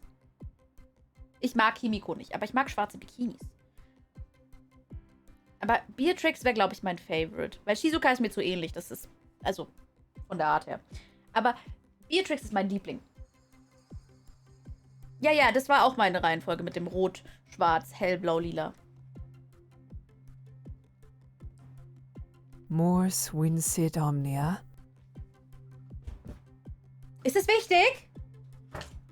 Ist es Mors vincit omnia? Klar, ich kann Latein. Mors vincit omnia.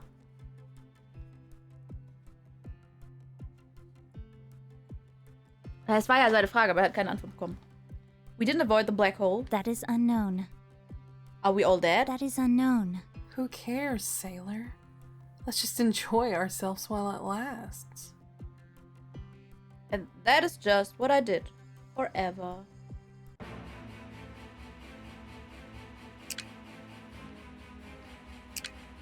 Das ist ein schönes Ende. Guck mal, wir hatten ein nettes Ende.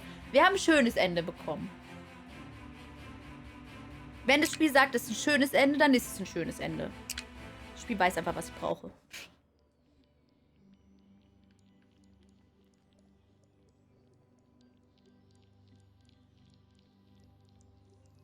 I couldn't press it. I still had no idea what could even happen. Should I press it here in my quarters? Or was there a better room suited for dimensional travel? Do I need to run up? Was I wearing the right clothes? Should I shut my eyes? My mind boggled with unanswered questions. Das war mein Lieblingsende. Ich fand es, als ich das Haustier wurde, auch ganz gut. I looked between the watch and Shizuka, still sound asleep in my bed, and then back to the watch. Maybe I should ask her about it, or just sleep on it. I should probably wait until she wakes up at least. I decided to go back to sleep and deal with it once I was well rested and in a better frame of mind. I bulldozed Shizuka over to her side of the bed without even the faintest sign of her stirring, before throwing myself headlong into bed.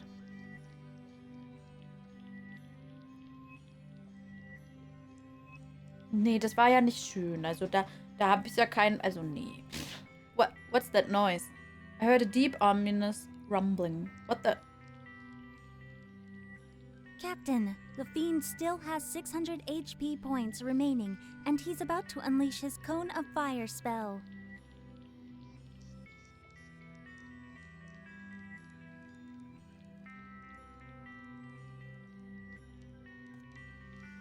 We need to defeat this beast as quickly as we can. Cast your spells from behind me. I will take the brunt of his attacks. I'll sneak around and flank him, and then cripple him with my poison daggers. Beatrix, be ready with the healing.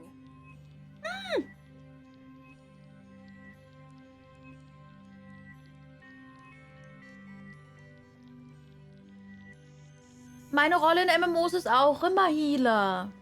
Why am I the healer? You're a medic, for goodness sake. Yeah, in real life. It's not fair that I always have to be the healer.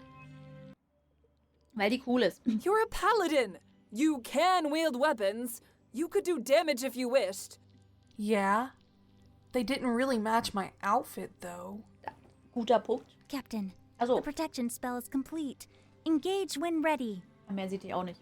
Also das Einzige, was stört, ist mein Kopf. Your days are numbered, fiend!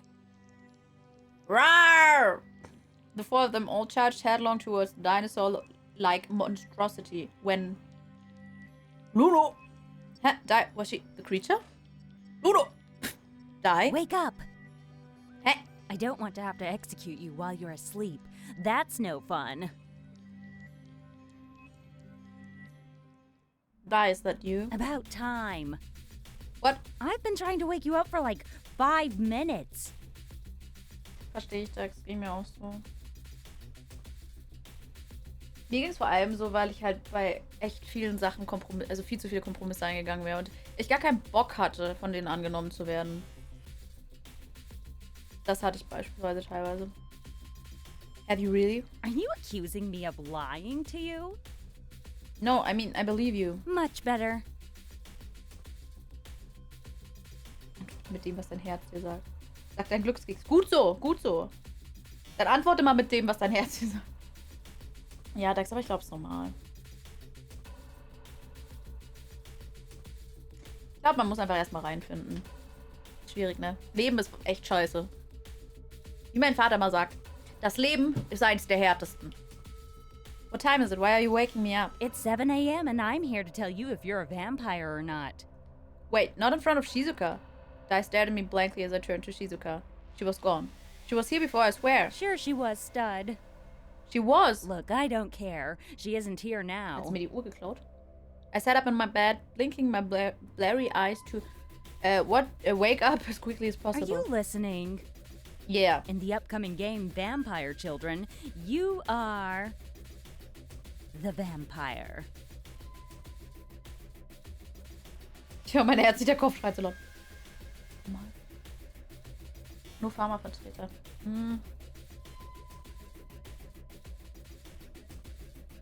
Dex, du willst einen Führerschein. Der bringt dir was. What? No! Really? I give you the best role in the game and you're complaining about it? Best role? It's 6 versus 1. Technically, it could be 5 versus 2. That isn't much better.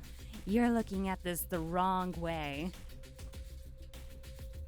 Oh? No one can lie to you, so you have the upper hand. What? If you're gonna be this low, Oh, you may what? indeed be doomed. There laughed menacingly as she zapped out of the quarters. Ja, wäre ich das, so geht's mir auch. Aber es wird sich ändern, wenn ich umgezogen bin. Hier braucht man einfach keinen Führerschein. Moments later, I heard her through the ship's PA system. Everyone has now been allocated their role. The first round will begin at 9 a.m. sharp. You have just under 2 hours to mingle and scheme. Eee, this is so exciting! Diese Untertitel sind echt komisch. The PA just cut out as Dai was clearly overexcited. I was the vampire. My mind raced with all the possibilities, invariably leading to my death. Really, brain? Not even a sliver of hope? I needed to get myself a Clyde fast if I wanted any hope of surviving this run. Hey, ich dachte, ich bin ein Kerl. Sollte ich mir nicht eine Bonnie suchen? I clambered out of bed to get dressed when... The watch. I had completely forgotten. I opened the drawer and there it was, glowing a bright green that signified hope and redemption for us all. Ja, haben wir schon gespielt, so ein Bossa. Haben wir schon. Ich habe aber keine Ahnung, was mich erwartet. Keine Ahnung. Nee. Ich bin bi. Ich bin bi. Ich bumms alles, das weißt du. Also, das war wirklich so. Bei dem Spiel, ja klar, also die anderen Mitglieder, die sind halt nicht bi, sondern die, also teilweise schon, aber die haben halt nicht irgendwie so, ist mir egal, was du bist, ich bumst dich trotzdem. Da hat es ja ein bisschen, ich glaube, Shizuka steht halt nur auf Männer und das eigentlich müsste in dem Strang Shizuka mein Body werden. Wenn nicht, dann Kimiko. Naja. Cut back. It was a dream. Suddenly I zapped into my quarters. We need to speak. We need to speak. Wie gefiel sie dir? Also wunderschön grafisch. Auch eklig mit dieser Uschi, die dann I see you oder so gesagt hat, als man auf der Treppe runtergegangen ist. Aber ich weiß noch nicht, was mich erwartet. Also ich kann mir also ich weiß noch nicht, was das Spiel wird. Das ist ein bisschen was. Wählerisch auf einem Raumschiff mit 7 Personen zu sein, ist ja schwer. Ach, Quatsch. Hi, good morning. I do not have long. Come to the server. Ich weiß das. Ich weiß es auch immer noch nicht, außer es ist jetzt Astra. Input not recognized. Okay. Okay, mal gucken, wie das endet jetzt. I need some counsel regarding this watch and I need to find myself a client quickly. Our name came to the forefront of my mind. I slipped the watch into my pocket and headed straight to Shizuka's room. I buzzed her intercom and the door slid open automatically. Had she forgotten to lock it? I entered, finding her fast asleep in bed. I approached and attempted to wake her. Shizuka. She didn't so much as... Hä, wieso haben wir in diesem Strang die ganze Zeit Twitch? Man, could this girl sleep.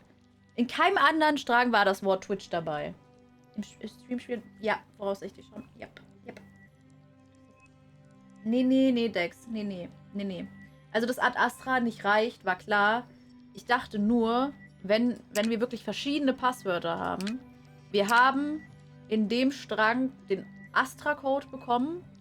Und hier hatten wir angeblich was freigeschaltet. Deswegen habe ich das ausprobiert.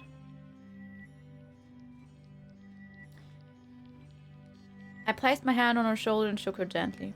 Shizuka. I don't want to eat broccoli for breakfast. Besser als Kuchen. With all the drama and trauma happening on this ship, she dreamed of broccoli. I shook her harder. Shizuka, get up. She jerked awake suddenly. What? Shizuka, I need your help. Why? Can't I help you later when I'm awake? You're awake right now. Thanks to you. She crossed her arms over the top of her sheets and glared at me. I'm sorry, Shizuka, but this is really important. It better be, or else. I made an internal memo to myself that Shizuka was never to be woken up again. Well, there are 2 important things, actually. 2? Okay, what's the most problematic of the 2? Hallo Weltenwandler. Brokkoli ist lecker. Oh, hör auf mit Lauch. Shizuka, I'm the vampire. She didn't even bat an eye, almost as if she expected it. And the second? I stretched out my hand, presenting her with the pocket watch. The brilliant green light reflected in her widening purple eyes. The watch! Exactly. You should have opened with this! This should have definitely been number 1! Surprisingly, Shizuka was more excited about this new development than I. This is what you've been waiting for! The time has finally come! She jumped up and down on the bed in a fit of glee.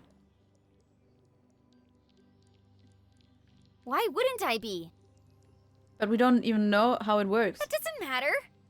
Why doesn't that matter? It being on at all means that we're pointing in the right direction. The right direction? Exactly! Like when a game auto-saves as you get to a certain point. It means we are heading the right way. This isn't a game, Shizuka. Everything's a game. Es ist ein Spiel? Sometimes the stakes are higher than you can imagine. Why haven't you pressed the button yet? Because I have no idea what the outcome will be. I don't know what possible consequences await. Doch, weil wir Bikini-Frauen hatten, die einen Männerkopf über mit Beachvolleyball. Only one way to find out. Mehrere Kartons Müll zum Rausbringen. Um die Zeit? 5 Kartons von Netto kommen. Bitte, was machst du, Weltenwandler? Spargel ist auch lecker. Kommt drauf an. Also bei Spargel bin ich echt, das muss echt passen. Like a striking cobra, Shizuka shot forward and snatched the watch from my open hand and pressed the button without hesitation. Wait! The pocket watch let out an unfamiliar sound, and before my eyes, Shizuka dissipated, not dissimilar to the way I and Dai did. The watch bounced gently on the bed's mattress, having just fallen from where Shizuka's hand used to be. Dominik, danke schön fürs Abgift an Weltenwandler. Vielen lieben Dank. Danke schön. Danke. Vielen Dank. Was ist denn badiert? Ein Bade? Besungen? Es ist ein Bade, der... Oh, Spargel, du bist so schön. Macht er das? Weiß nicht, aber nett, oder? Okay. The watch bounced gently on the bed's mattress, having just fallen from where Shizuka's hand used to be. The watch face now revealed numbers behind the panels. The left read 59 and the right 41. Okay, das ist wichtig. Wo waren wir denn? Hier, ne? Achso, vielleicht sollte ich dazu schreiben, dass Girl ist. Boy. Erster Strö. 1. 59 zu 41. Also ich kenne die 42, aber die 41 glaube ich nicht. Shizuka! I looked around the room for her, knowing full well what I had just seen. The smallest part of me hoped it wasn't true. Think. I laid the choices out for myself. I could tell the captain that I had lost Shizuka forever, or I could go after her. I swallowed nervously as I squeezed my eyes shut and pressed the button. Bingo! Hey, wake up! I slowly opened my eyes and saw Shizuka examining me closely. A rush of relief overwhelmed the nausea that was threatening. Oh, it was just a dream. What was? That you pressed the button. Oh, no. That definitely happened. What? I jerked upwards in an attempt to rise. An unwise move given my stomach's current condition. I threw up violently on the floor next to me. Ew! Ja, Entschuldigung! Sorry, I'm not feeling great. Me neither. My stomach is all gurgly since I pressed that button. I'll ask Nicholas for some medicine. Wait here. No, Before I could voice my protest, she was gone. If we had in fact changed dimensions, there was no guessing what could be out there. I scrambled to my feet, briefly checking that I hadn't thrown up on myself, and chased after Shizuka. I lost sight of her, but ran towards the medical bay, hoping that this was her destination. I arrived panting and sweaty from a mixture of exhaustion and nausea. Oh, this must be our scientist. Yep.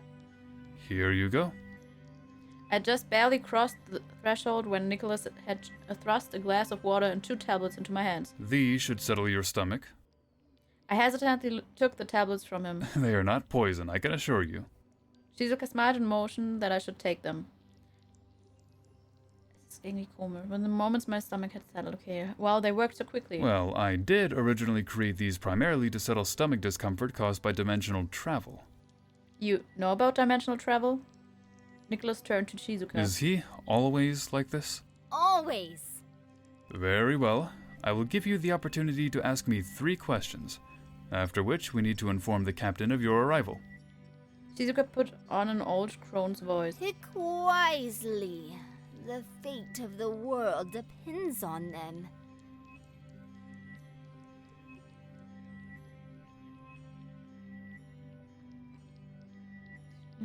Dangerous. Sind meine Eltern hier? Afraid not. What? Did they die? Not to my knowledge. They used the watch, just as you did, and are currently elsewhere.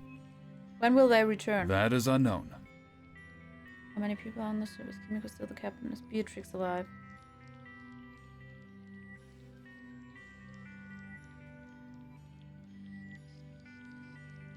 Dominik, kannst du es bitte kurz erklären, Spiel? Und wir kommen zurück. Du hast doch bestimmt irgendwo deinen...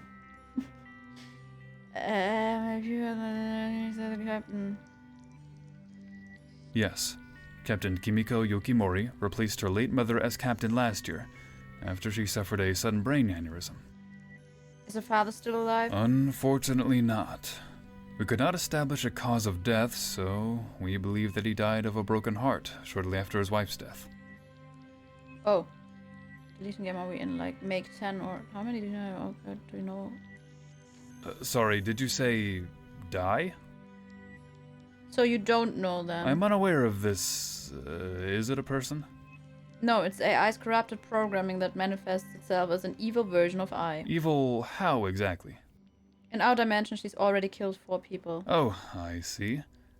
No, to my knowledge, she does not exist in our world. Very well, your questions are answered.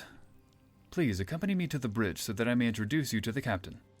Shizuka and I both nodded in unison, and we tailed close behind Nicholas as he headed out. Es ist so gut, jetzt ist Bombe tot oder so. We found the captain and Beatrix deep in conversation. They had better be useful, or else The captain and Beatrix turned to face us, far too calmly for them not to have been forewarned of our arrival. Welcome aboard the ship, Shizuka, and... Thanks, Captain. It's great to be here.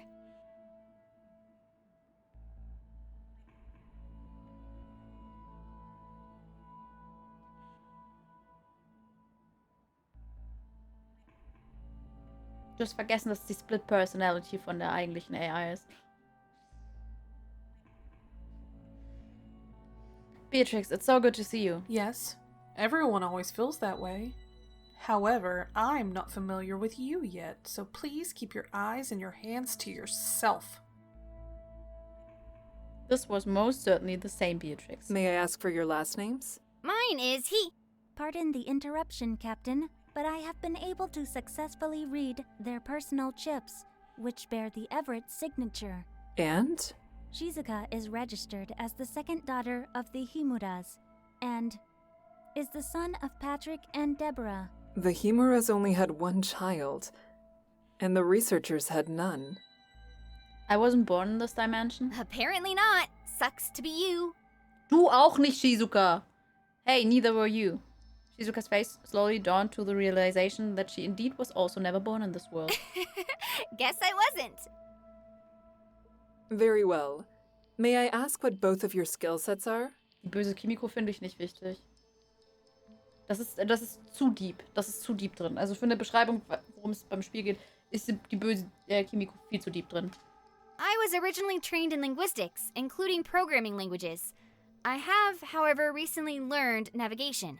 As the child of the Himuras, linguistics was expected, but navigation? How did you come to learn that? Oh, the navigation team was murdered by our AI system. I thought Shizuka's response was a bit blunt, but it certainly spelled out our issue in no uncertain terms. Both the captain and Beatrix winced at Shizuka's sledgehammer subtlety. Very well. And you? I'm a researcher specializing in physics and quantum theory. And that is how you ended up here? I nodded at Shizuka. With a little help from this one, yeah. Both skill sets are very welcome aboard this ship. You will be assigned private quarters. Just one is fine. Was?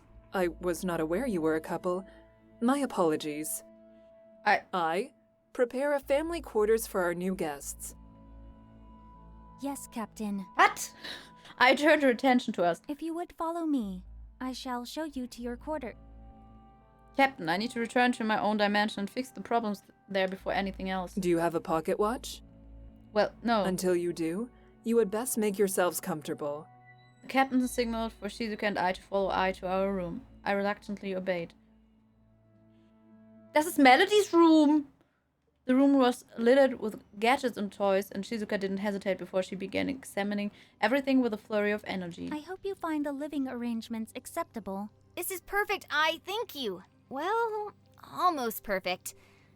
Do you have video game consoles? Ja, das ist Melody's Katzenkissen. Of course. What we do have is set up in the recreation room. Please use them at your leisure.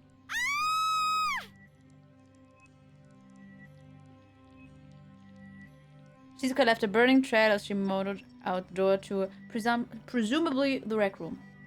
Hello, Missy. I face me being the only one left. Captain has requested your attendance at dinner in the Eco Lounge, 6 p.m. sharp. We will be there. Very well. If you would excuse me.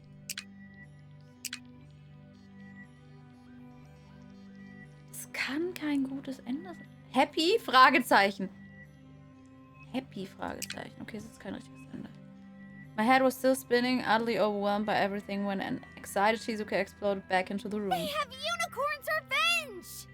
Don't you have that at home? Well, yes, but my version is broken and the code is all pieced together by me. They have an original copy! An original copy! She shoved the game cartridge right under my nose. Is it rare then? Shizuka looked appalled and insulted as she withdrew the cartridge as if I were not worthy of being in its presence. She stood there staring daggers at me. Sorry? One day you'll appreciate it. Until then, I'm gonna play the heck out of it!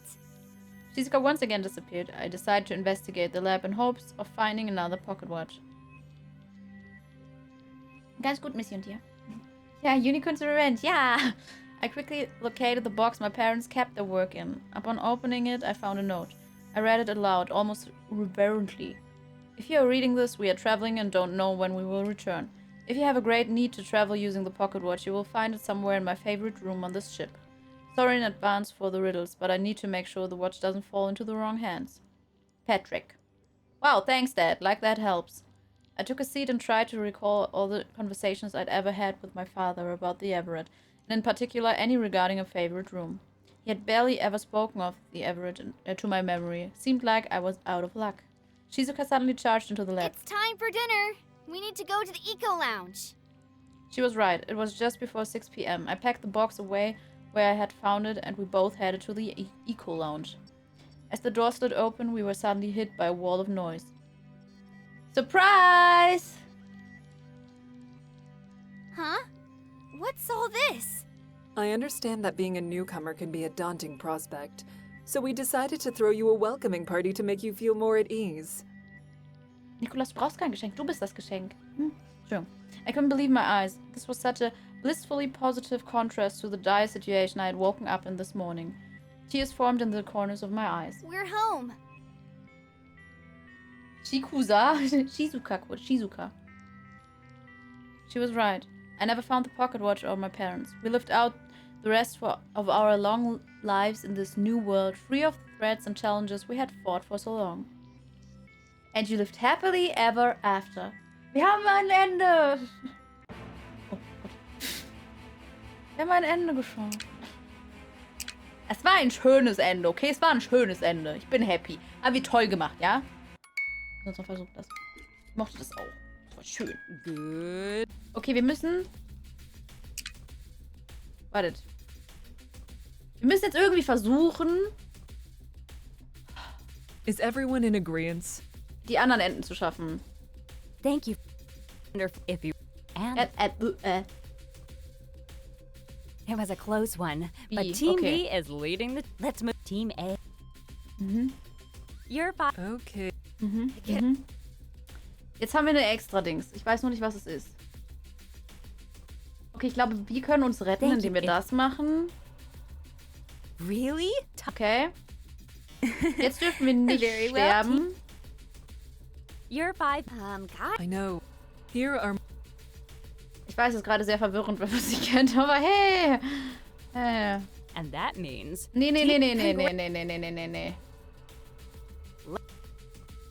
Congratulations. And that. And the. Oh. Okay. I guess. Okay. That's the spirit. And now it's time to spin. So, Vladimir, why don't you Vladimir. tell all the folks at home what kind of death are you hoping for? Immer wenn sie Vladimir sagt, dann muss ich ja Goldini denken. If I told you, you'd arrange the opposite. Sir, how dare you? I am but a Ja, das sagt sie jedes Well, Mal. I Egal in welchem Strang wir uns I'm to befinden. the science lab. Okay, wir gucken uns einfach an, wie er stirbt, okay? It's a game. I don't like dice games. No one likes dice games. Kimiko, I need you to look out for her. I need to know she'll be safe. I will make sure she's safe. Promise. Okay, aber das ist der gleiche Strang. Das ist der, den wir freigeschaltet haben. Hier müssten wir weiterkommen. I promise. I will do everything I can for her. Irgendwas haben wir hier freigeschaltet. Ich weiß nicht, was wir freigeschaltet haben, aber hey. Here we are. Is everyone accounted for? Yes, Di. You can see we're all here. No crime in double checking. Sheesh. If anyone understood bureaucracy, I thought it would be you. Now I'm going to need a volunteer from the audience. You, sir, in the middle, looking annoyed. She was pointing to Vladimir. Seriously? What do I have to do? I know you've got vodka stashed in this lab. Just in case, as you like to put it. The captain seemed slightly shocked and disappointed. Wait, really? Can we save the court-martial until after I've been executed, Captain? I'm sorry, Vladimir. Fill 6 test tubes with vodka. Vladimir acted quickly, filling up the 6 tubes and then leaving them in a stand on his workbench. And now, the fun part. Get 5 milligrams out of that bottle there. Hallo, ich bin's, eine Gurke. Oh, Russian roulette. I get it. What's happening? I think he's going to poison one of the test tubes. Vladimir had added whatever the poison was to one of the tubes. And into the centrifuge they go.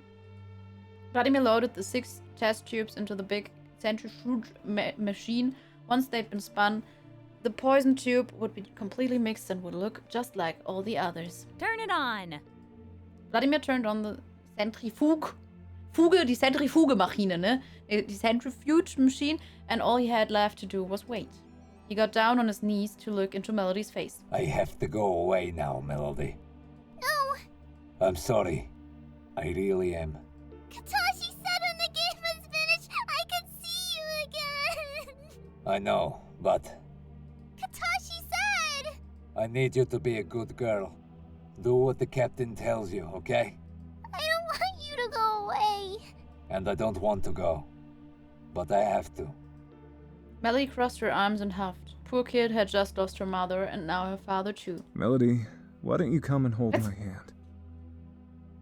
Epi! Epi kommt einfach sang- und klanglos rein und macht 5000 Bits. Epi!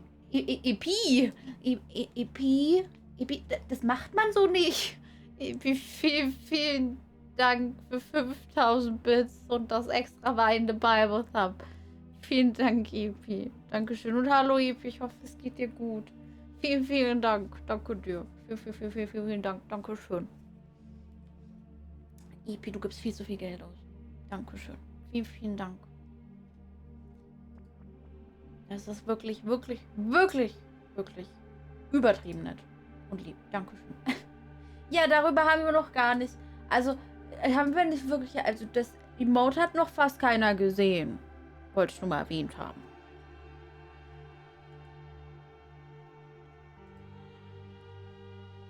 Epi lurkt. Danke auf jeden Fall, Epi. Und schlaf später gut. Melody wollte, also ja, das hatten wir. I want Daddy! Melody clung onto Vladimir, gripping him tight. That's 1 minute. The centrifuge is gonna stop any time now. Beep, beep, beep. I love you, okay? Remember your mommy and me both loved you very much. No! Between them, Katashi and the captain managed to pry Melody off her father. Vladimir went back to the centrifuge machine as it lit up and beeped. He opened the centrifuge and looked inside. Which one will it be? What happens if it's not the poisoned one? You get to play again. And again, and again. Let's see how many spins it takes for you to get it right. Vladimir looked at the centrifuge machine again and then up at Melody. She was wailing and trying to wriggle away from Katashi's grip. That's when I remembered there are numbers on the inside of a centrifuge machine, 1 on each slot. Vladimir knew which one was poisoned. He looked back in the centrifuge again and took one out. Okay. Vladimir? Promise me again, please. Promise me, Kimiko. I promise. Vladimir lifted the test tube to his lips and threw his head back to swallow it all at once. Vladimir stumbled backward into the workbench. Pain. He slumped down, his back sliding down in the front of the counter as he lost control of his legs. Papa! Help me. I followed the captain forward and we both knelt at Vladimir's sides. We arranged ourselves as a barrier so that Melody couldn't watch. Grip my hand if it hurts. I was supposed to protect her. Sora, she left me to protect her. It's not your fault. You did a great job. We'll protect her now. He crushed my hand so hard I thought I might have to get it amputated. And suddenly he wasn't gripping me at all. I think he's gone. Papa! Katashi had lost his grip on Melody and she ran over to us before anyone could stop her. Papa, wake up! Katashi! Katashi came forward to try and grab hold of Melody again, but she was already down on the ground between me and the captain, shaking her father. Wake up! Papa! I will never refuse to take a bath again! Das letzte Mal wolltest du sogar dein Gemüse essen. Ooh, I gotta say, the execution was kind of dull, but the after party is great. Papa!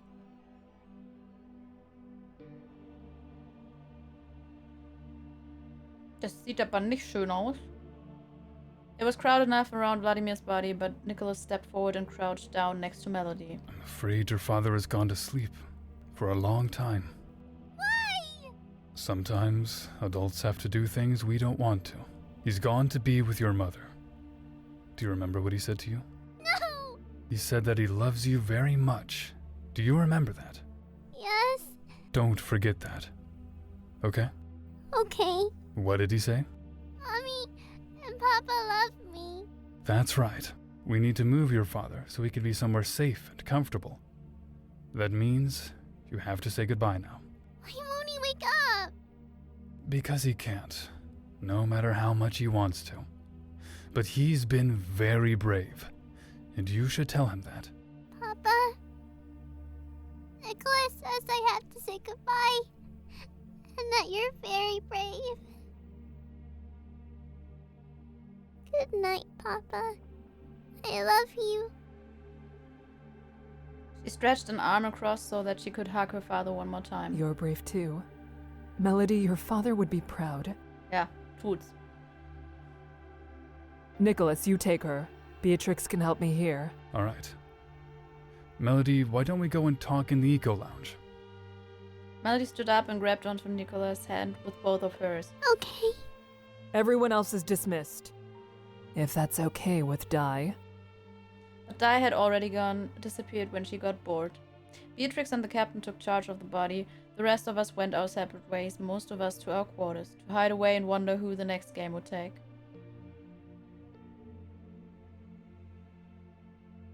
Okay. Das heißt, das können wir abspeichern. Eigentlich müssen wir es gar nicht abspeichern.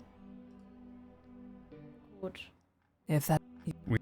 Können wir einfach so weit nach hinten spulen? Can we save the court Nein, ich kann martial nicht until weiter, okay. after Okay. Das heißt, wir müssen jetzt natürlich noch gucken, dass wir sterben, ne? So. Das Is war gut, everyone glaube in ich. agreement? Ja. Dann, wir brauchen halt wenig Punkte. Können wir das machen? Thank you. If you Haben wir damit gewonnen? Nein, wir haben verloren, das ist gut. Das heißt, wir haben keine maybe I Individual. put the money on the wrong horse here. Perfekt. I know. I am. Let's Okay. move on to round team. You're fine. I know. Here are my. Ich brauche wenig Punkte. Ein. Well, I gotta tell you, this is very Okay. disappointing. Wir sind tot. But the thing. Okay. Well, let's. Ooh, The squeeze. ooh, it's slowing. Just trying to lighten. Airlock aeroplane. Können wir doch schon. And keep moving. And here. You be. Yes. Off. So.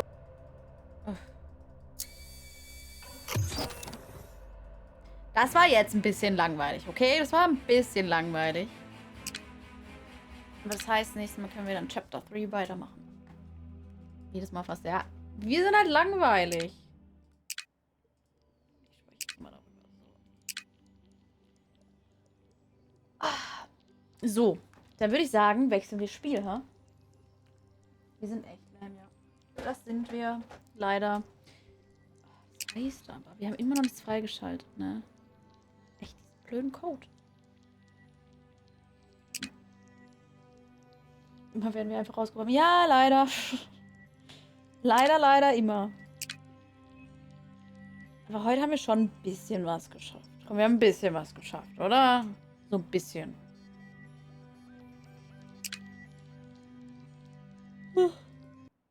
So. Ich muss aber, bevor wir anfangen, Sherlock zu spielen, muss ich echt mal kurz pipi. Also ich muss wirklich pipi. Wirklich, wirklich pipi. Also so richtig, wirklich pipi muss ich.